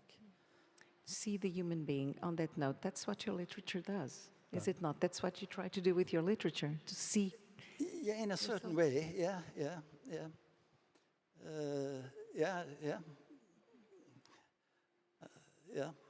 See to see it, and to see it in a true way, yeah. To see what the truth is, yeah.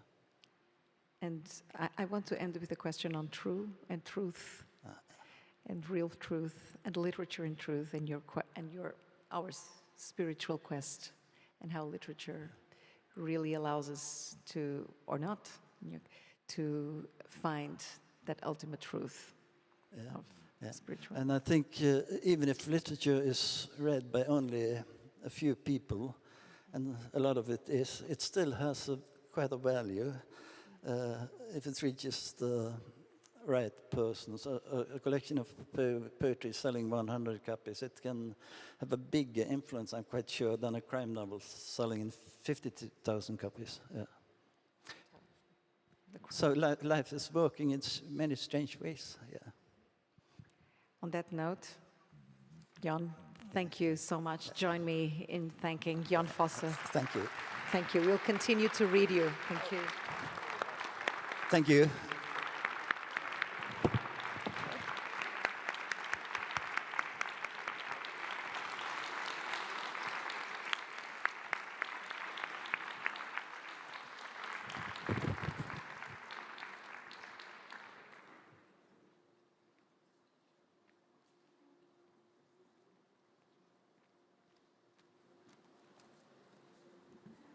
And dear friends, I hope you had an extraordinary experience today. It's not quite finished yet, but let me take just 60 seconds because you had many questions about tomorrow. I would like to remind you that on our website, you do find almost all the information you need for tomorrow's events. So make sure also use the map. Just to remind them very quickly, at 9 o'clock tomorrow morning, you'll have Cardinal de Mendonça opening the Corsia 16. It's an extraordinary event. It mixes how culture can help us and information. At the same time, at 9 o'clock, San Pio Quinto, it's just 100 yards away, you have the redes, the networks, Catholic networks meeting. They will meet all day long. These things stay open all day long until 1800 hours, 6 p.m. And at the end of the day, Cardinal Tolentino will go there to close presenting the book of Affinati on great Catholic educators in Rome. The School of the Heart also opens at 9, finishes at 1800. And of course, the most important event is with Pope Leo XIV, and that's going to be at the end of the morning, more or less. And make sure you come in time so we can all greet Pope Leo properly. I now leave you to the last experience. We have talked about consolation. Father Guy Consolmagno will come now. He's from the Specola Vaticana, and he's going to show us the stars. Bye.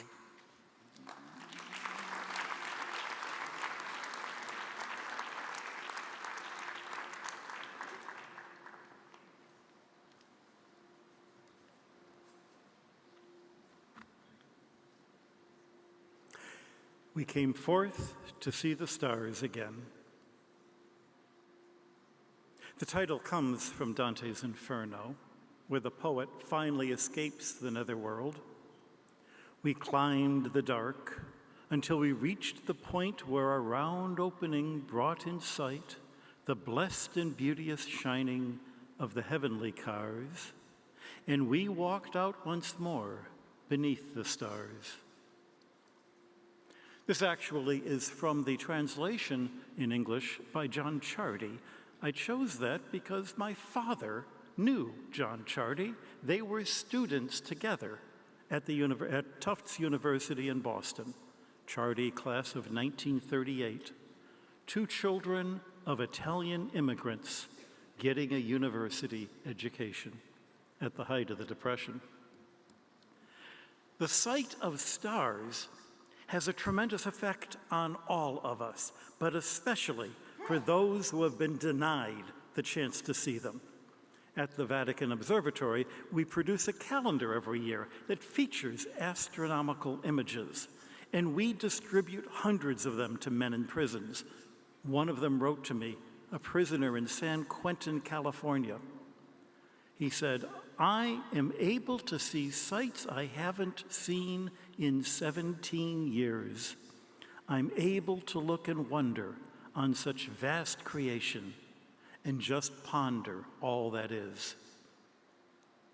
Recognizing that, we are reminded all the more of the crime, the sin of light pollution, where excessive city lights makes us prisoners, robs us of the chance to see the stars as they really are. As Pope Benedict XVI noted in a homily on Easter Sunday, 2012, tonight we can illuminate our cities so brightly that the stars of the sky are no longer visible. Is that not an image of the problems caused by our version of enlightenment? Stargazing is a popular theme for religious retreats. I've given many such retreats in North America. Seeing the night sky in all its glory pulls us away from our mundane day-to-day problems, and it forces us to recognize that the universe is larger than the distance between me and my computer screen, me and my refrigerator, me and my pillow. It was at one such retreat on Ender's Island near Mystic, Connecticut, where I met Anna Marie Marlis Burgard, and she produces public exhibitions for Johns Hopkins University and the Space Telescope Science Institute, the people who run the Hubble telescope and the James Webb telescopes. At that time, when I met her, I was being nudged by the Vatican to come up with a way that the Vatican Observatory could participate in this Jubilee year. So together, we and our teams have created a display of a dozen space telescope images, and they're now on view at our visitor center in Castel Gandolfo.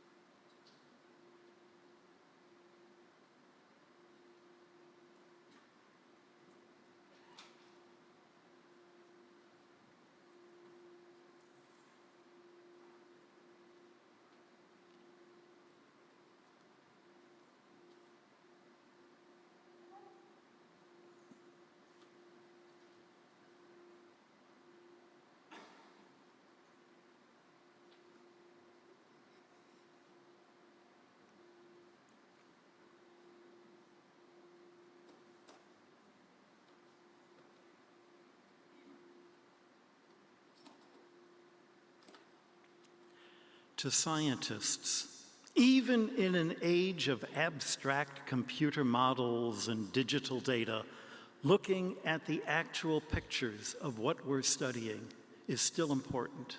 They show us immediately where the interesting things are, what's going on, the context of where it's happening. Before we come up with a model or an explanation, we need to know what needs to be modeled or explained.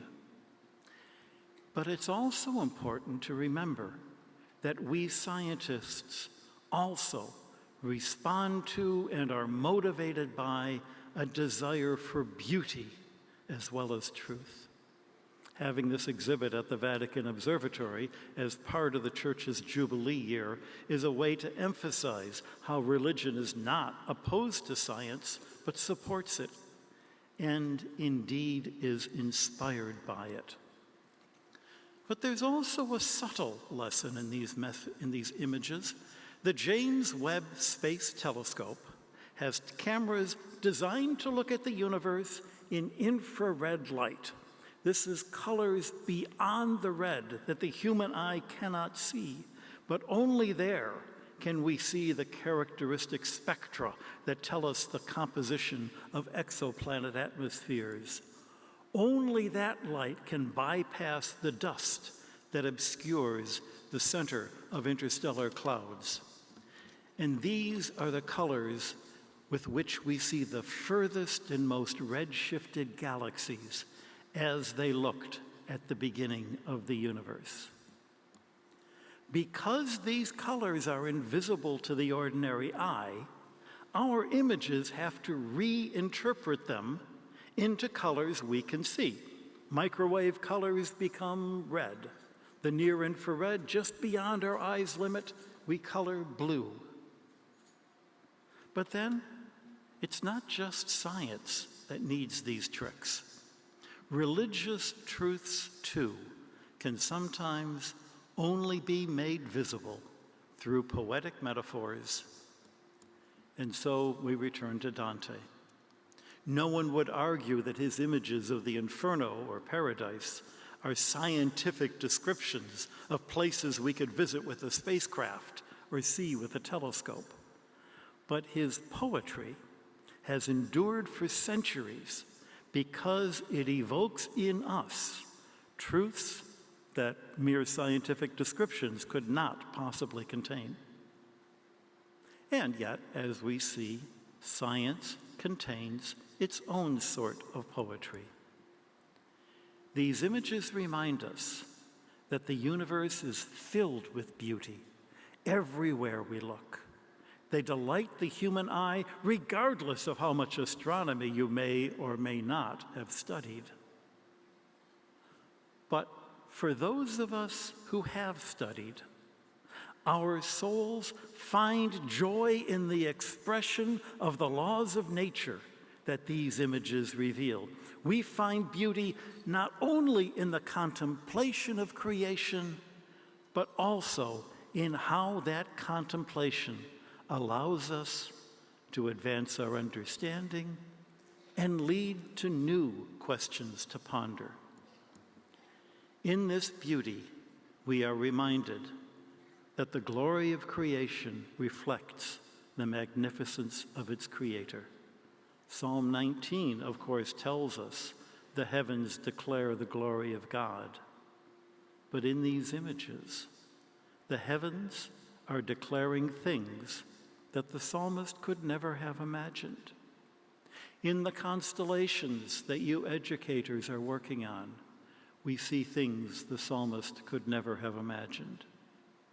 And anyone seeing them can taste the joy that we astronomers feel when our telescopes capture the cosmos and touch the face of the Creator.